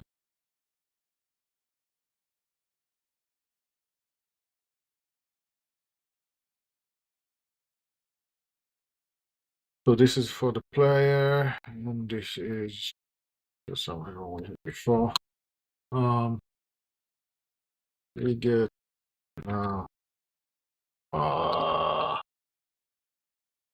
model GPT-3, not GPT, Gemini 3. Preview, architect, one, and first, fine, shorts, for in the dots for page. You got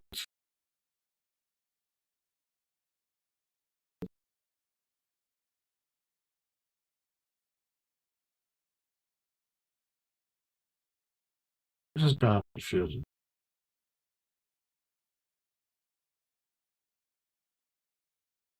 Right? Yeah, right. That's some.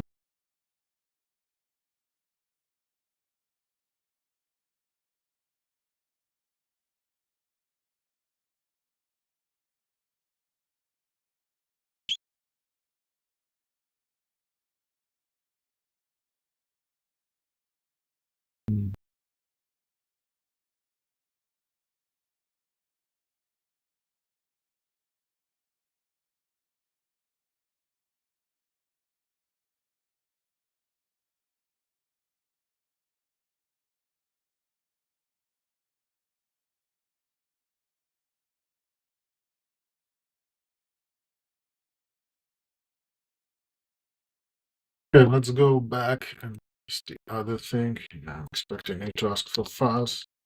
So we said that let's refresh the page, the player here. Okay, the player is working again, hopefully.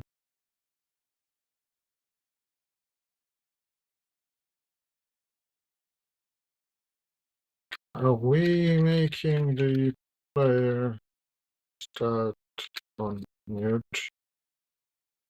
Start the browser.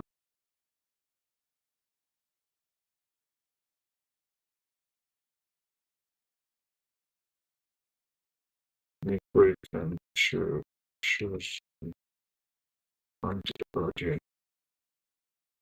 Right.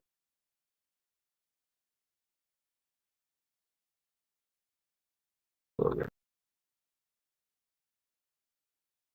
Okay.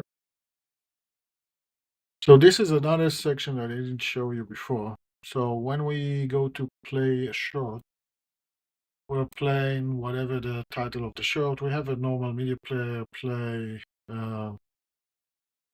That's just the media player. We do nothing with it. I don't know why it starts out muted, but just below it we have the transcript. The transcript relates to the actual clip. So the first sentence is, hey, we have edge detection working. So what's said here is what's exactly in the clip. So the transcript seem to belong to the clip. We don't retranscribe the clip. We use the bigger transcript, but when we cut the short video, we take the portion of the transcript from it and copy it here, and we change the times to match, basically subtracting the start time. I'm speaking implementation like I've did it, but well, I've did ask AI to do it, and I understand it, so I'm explaining it. But basically, we take the original transcript and cut the transcript the same as we cut the clip to show it.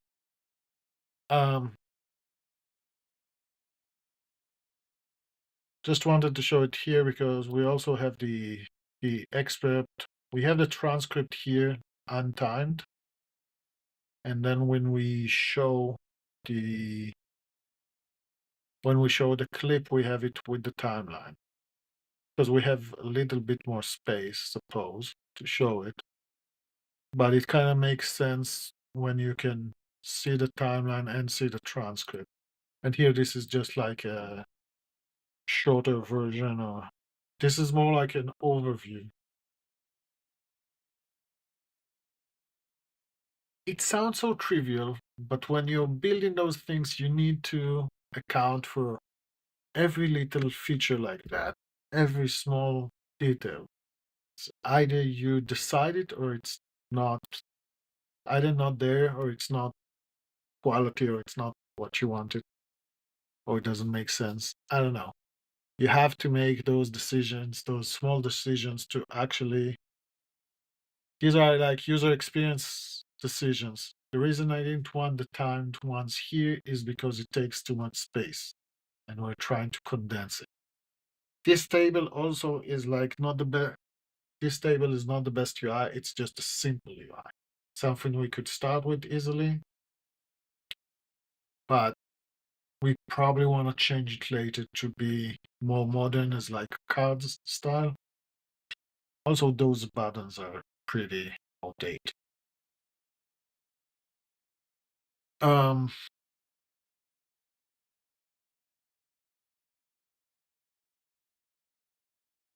right. You can see here, agent is stuck. Usually agents perform really badly when you're like critiquing them. They're like, he's blaming me, he's upset. Need a lot of text for it. Okay, so asking, did we start it muted? Yeah, apparently we have code that started it muted. Which is stupid. Didn't want that. This one had the problem with refine. Let's see if refine would work better now. So the idea with refine is from our list of recommended shorts, we want to make changes. I don't like the UX. I don't like it that it takes so much screen real estate on top. Really, there's a ton of wasted real estate, like above the title. This is like an entire title worth of free space. This entire block is huge. Okay, so we have this is not as before. Rise for developers, repetitive. I'd say ignore edge detection.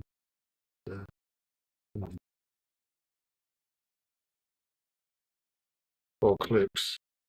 I don't know. I just want something that would change. We currently have 4 clips.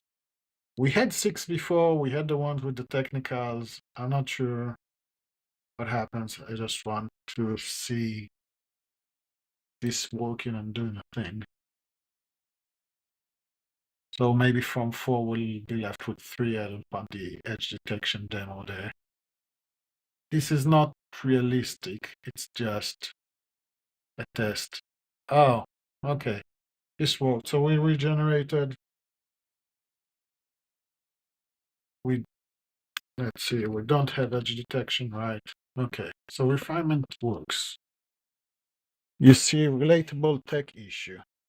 So my prompt from before, I wanted to say, don't show tech issues or anything streaming related.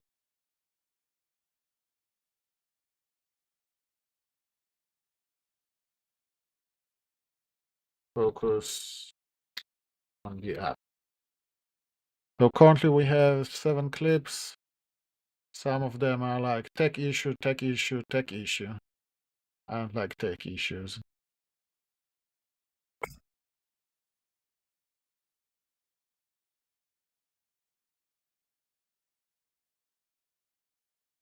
So now we have only 3. Gently optimized with $30,000. What? Don't even remember what I said. Okay, it's not muted anymore.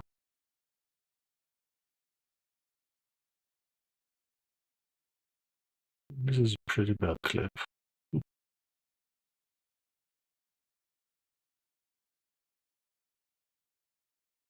I can't even hear it. Really? No, I'm mumbling something. This is not a good transcription. User detection is actually pretty cool. This is a good clip. If I could visualize it. The problem, I think I know this this original video. The problem with the video is that the window was stuck, and so you're not seeing what I'm seeing. And I actually need to bring this video from elsewhere to visualize that. So this needs a heavy edit. This is not usable. It's the clip itself.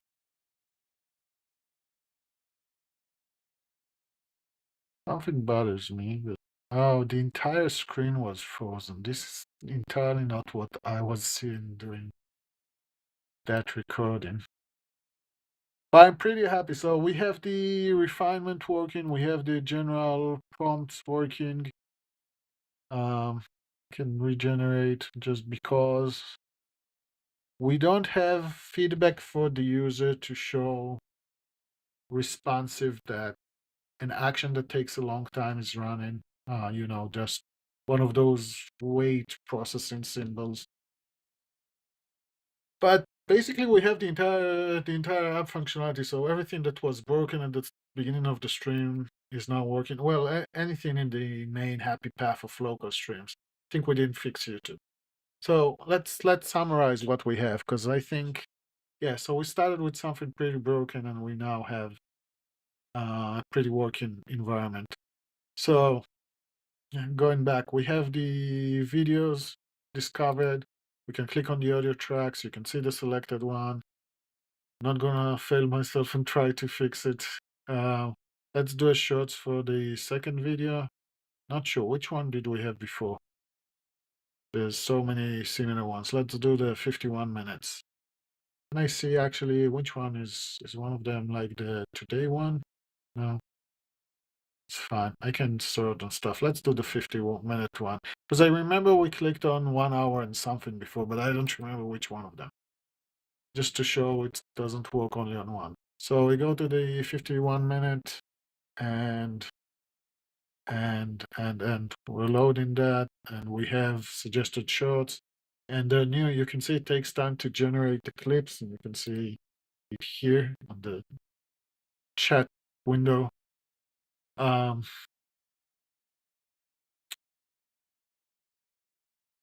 Actually, I could have so much simplified my setup now and just here. Maybe I'll. Anyway, I'm distracted. So we're generating the clips, we're generating the previews. You can see the player here working. I think I'm not broadcasting desktop audio. But this sounds the audio correctly. We have the download button, and we just demonstrated the refine and the global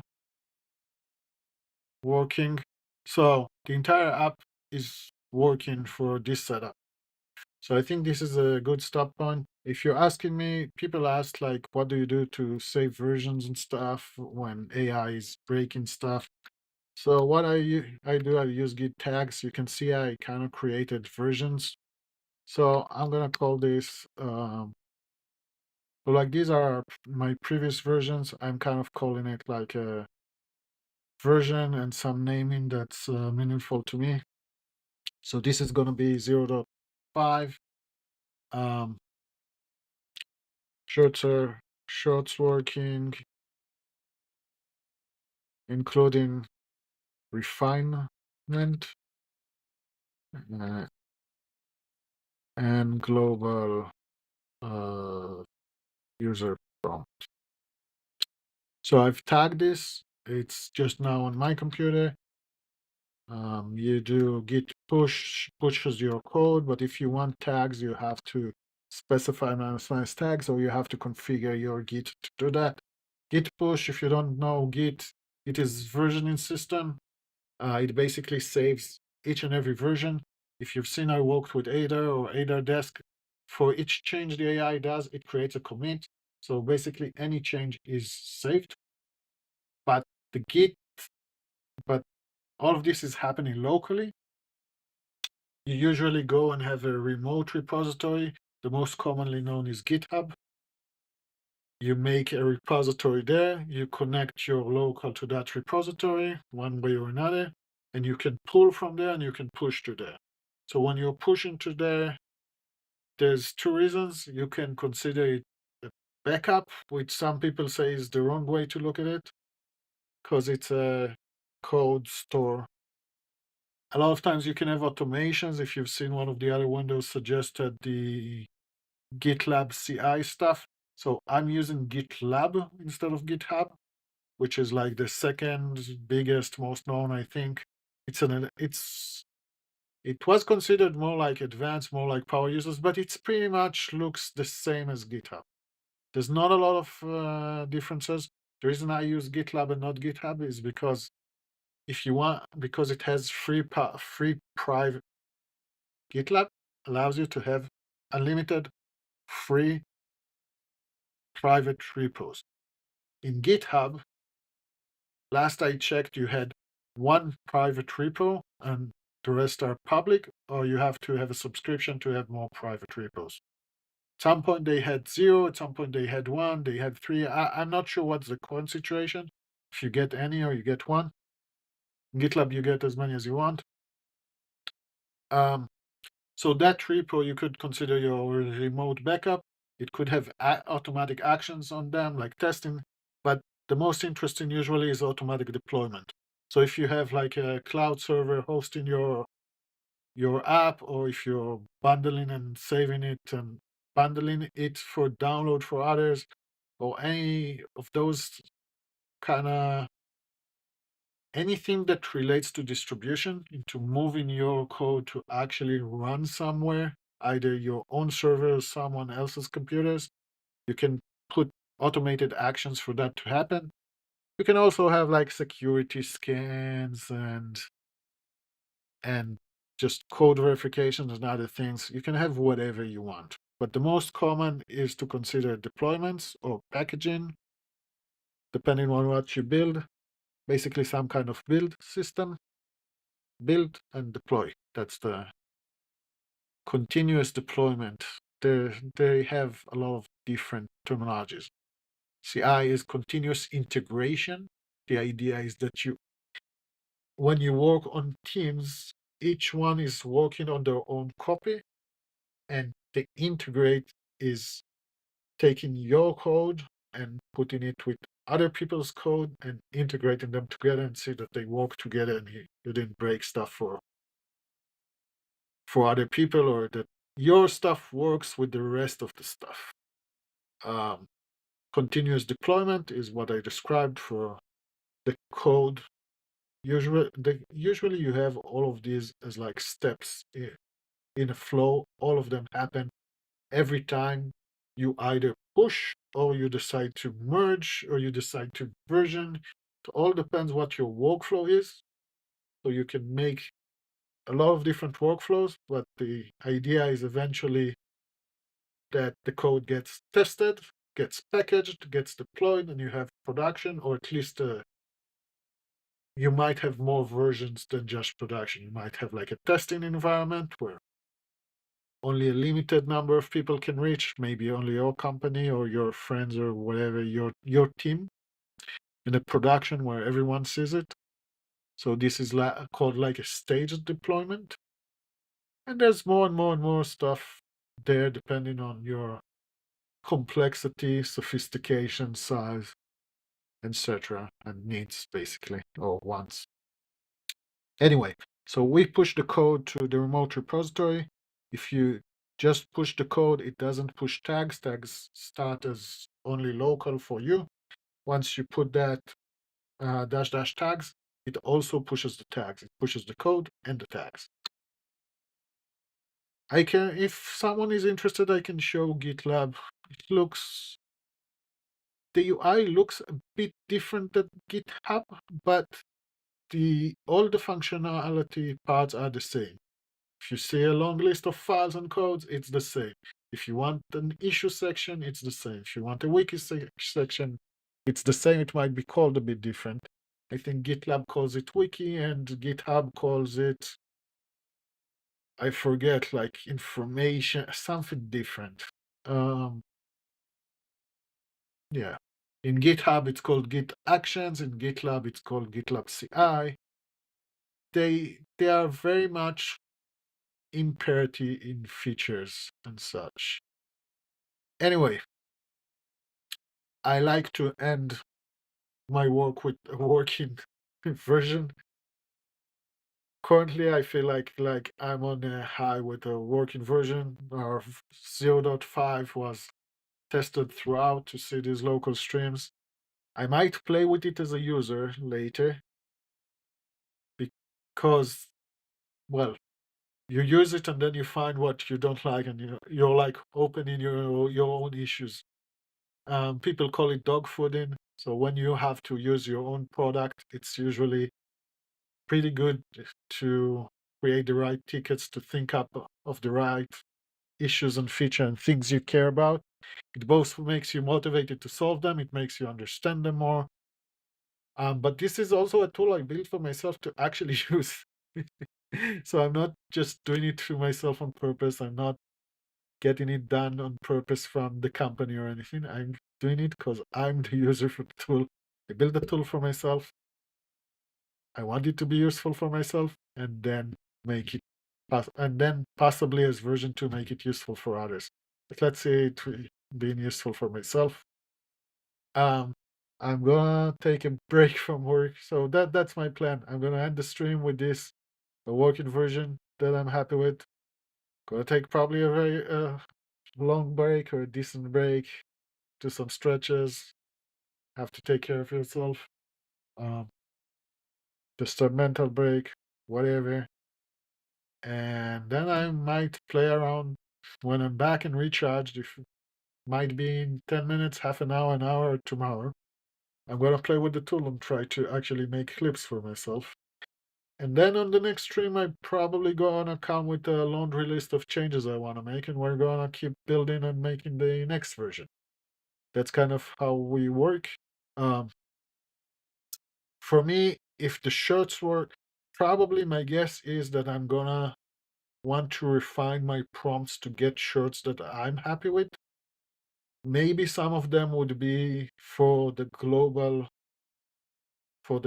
prompt for the tool. Maybe some of them will be the defaults for new users, if this will ever be distributed to someone. Or maybe it's gonna be just my own prompts for myself. And so that's kind of like one box of updates I'm expecting, is just getting the prompts better. The second bigger feature I'd want is, after I'm finishing with shorts, which would probably be several days, a week or more, I'd want to get into making a long version. So the long would be like an edited video. I want the 2-hour video cut into a medium video. I'm calling it medium. My target is like between 12 and 18 minutes. I don't know if it's a good target. I've not researched it. It's the target that I like to watch videos. When I'm watching videos from others, I like videos that are 12 to 18 minutes long. If I see them 30 minutes or more, I have to really want that topic or that person or a deep dive into something. If I'm seeing a video of 2 to 4 to 6 minutes, it's like gonna be an amusement video, probably not so good. I don't remember exactly the reason, but YouTube content creators said in terms of getting monetized, above 10 minutes, there's a big change on that cut through. So each platform has their own craziness. Like shorts in TikTok used to be under a minute. Shorts used to be under a minute. I don't remember exactly who started. I mean, TikTok was before YouTube Shorts, Instagram Reels, whatever. Under 1 minute used to be popular. And then at some point they raised it to 3 minutes is considered short. Um, I don't remember all the details to just that of each platform. I'm not that into it yet. I might get my information refreshed and talk to you about it in a future stream if you're interested. But I think 3 minutes is the maximum in YouTube. Last I've looked, that would be considered short. There is another thing about shorts being vertical. Currently, my cuts default, like whatever this software does, would stay the video as the original, so they would stay widescreen. We can change that easily in an editor. So currently what this software does is like a starting point, not necessarily the full thing. Um, so yeah, different lengths of things.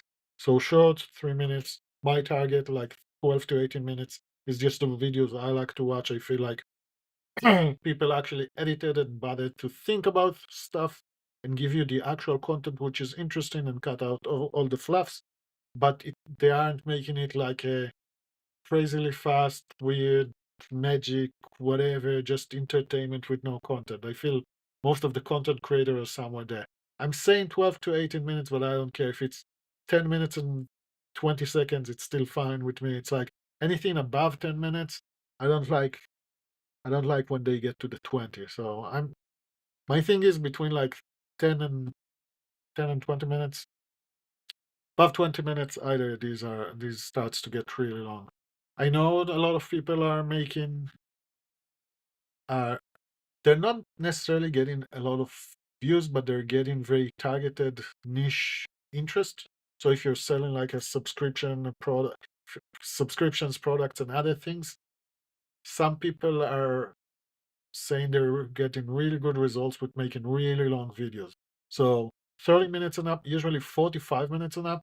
They'll go sometimes 1 or 2 hours with like an edited video, either edited or really, really, really focused. So like a workshop where they have the entire video planned and they're just going point to point to point. There's no stop in you're like in a classroom and everything's focused and known. And that gets them people's attention as them being like an expert, like a guru, and it makes it easy for them to sell products or services that way. Sure, that's a type of content that's not content I'm focused on at the moment. We're starting with shorts. My next target would be long. What I want to do is make good use of the time I already spent streaming, recording, building in public. I want to make that into content. It could be multiple different types of content. I don't exactly know. I have a lot of ideas, but at the end of the day, I'm going to make X number of different types of content. I'm going to see what performs for me, and I might do them and reject the rest, or I might discover that with enough tooling, they all take the same time or take like relatively short time. I don't like to do things manually. If you're asking personally what's my craziness, why I'm doing stuff, I like automations. I hate doing repetitive tasks. It's a bit untrue because if you let me have a physical task like go and peel potatoes, I can sit and peel potatoes for hours. I'm fine with it. It's not a problem. But if I go in the and have like a computer task and like every time I start the computer, I need to start A and start B and click C and go to D and go to E and do that again and again, I'm going to automate it. I'm going to start a script. even for this streaming, or actually the streaming where I started doing my initial streams, if you go back the other streams, which you'll see, I've started developing an Android web app. To do the streams, I started opening 6 or 7 different programs. I can show you, I have a script. The script is called Stream. It's a short script. There's not tons of it. I have a Windows 10 VM and a viewer for it. Why is that? That's where I currently have the chats and the viewers. You can see it here. It's not very interesting at the moment. There's AdaDesk, which you've seen before. I usually use it. I don't know, today it broke, so I went with a backup of Ada. The project for the photos, CI Android. What CI Android does is basically open both of my CI Android does essentially, the reason it's here, it opens both emulators, viewer windows, and I'm moving them to the screen. I have another thing I'm not sure I can show you at the moment. Just a windowing system to locate those screens in the correct places. I still drag them manually. I haven't figured that one out because whatever. It's like next on the list. I didn't do that. There's opening the default phone is basically opening the physical phone viewer, and there's opening OBS Studio is the streaming software I use. So I'm like, I'm not gonna do each of one of these, so I automated it. I've honestly, this is not my first attempt at creating an automated video editor. I did something before, not to this extent. This is way bigger. I had a couple of scripts. What I tried to do before was only recording, not streaming. I had both screens. I had like the camera on a full screen and the desktop on full screen, and the OBS screen was just both of them as one. And had a script that just cut it into two video sections. And I barely remember at the moment, but it did a couple more things that prepared for like editing, but I eventually didn't do anything with it.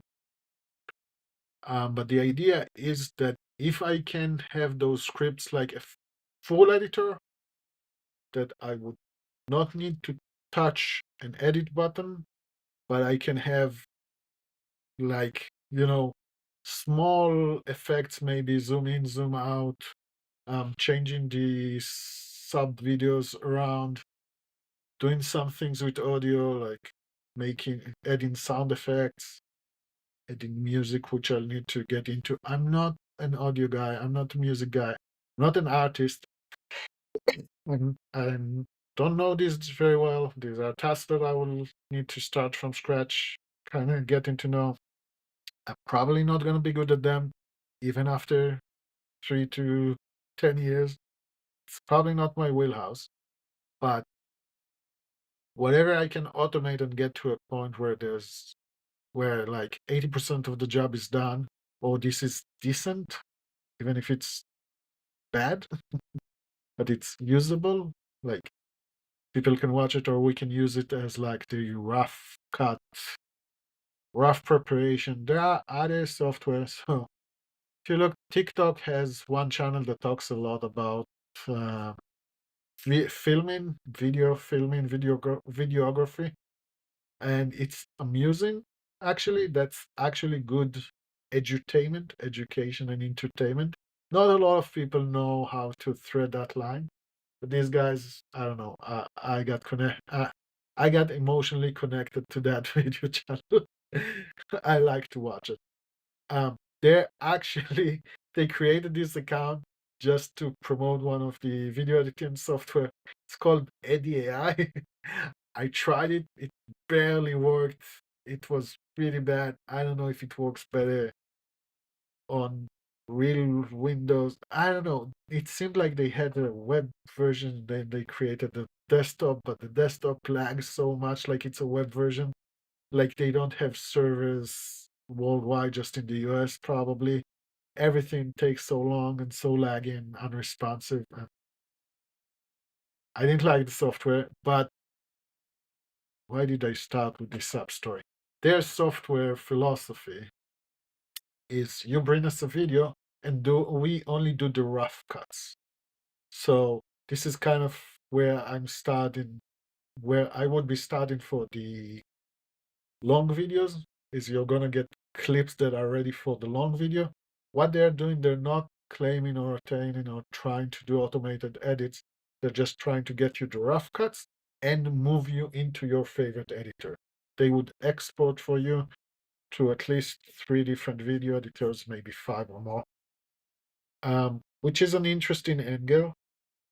And it's funny that when I made a brainstorming session with AI about like the entire vision for the app, like different milestones and features, and like an infinite brain dump ideation session. And it did ask, do I want to export the video for these editings? It might be something I'll include, but it's not the goal. I don't know. Maybe it kind of feels like a milestone in the middle. Maybe. Anyway, yeah. Get the shorts in a situation I'm happy with, that I can have shorts that are interesting to me. Then start to think about mediums and or sharing this with at least like friends. I don't know. I'm probably thinking about 2 to 3 other streamers at the moment. And probably when I think about that, they'll have their own needs, use cases, and differences on how this is used. There's a long laundry list of things I need to do for it to be usable for other people. The fact I'm using Ada, which is locally configured, is probably not shareable. I think I'm using Docker in a couple of places, which is not shareable. It uses the local Whisper install, which is probably not shareable, unless I gave, like a long list of pre-installs and dependencies and stuff, and probably people won't do it.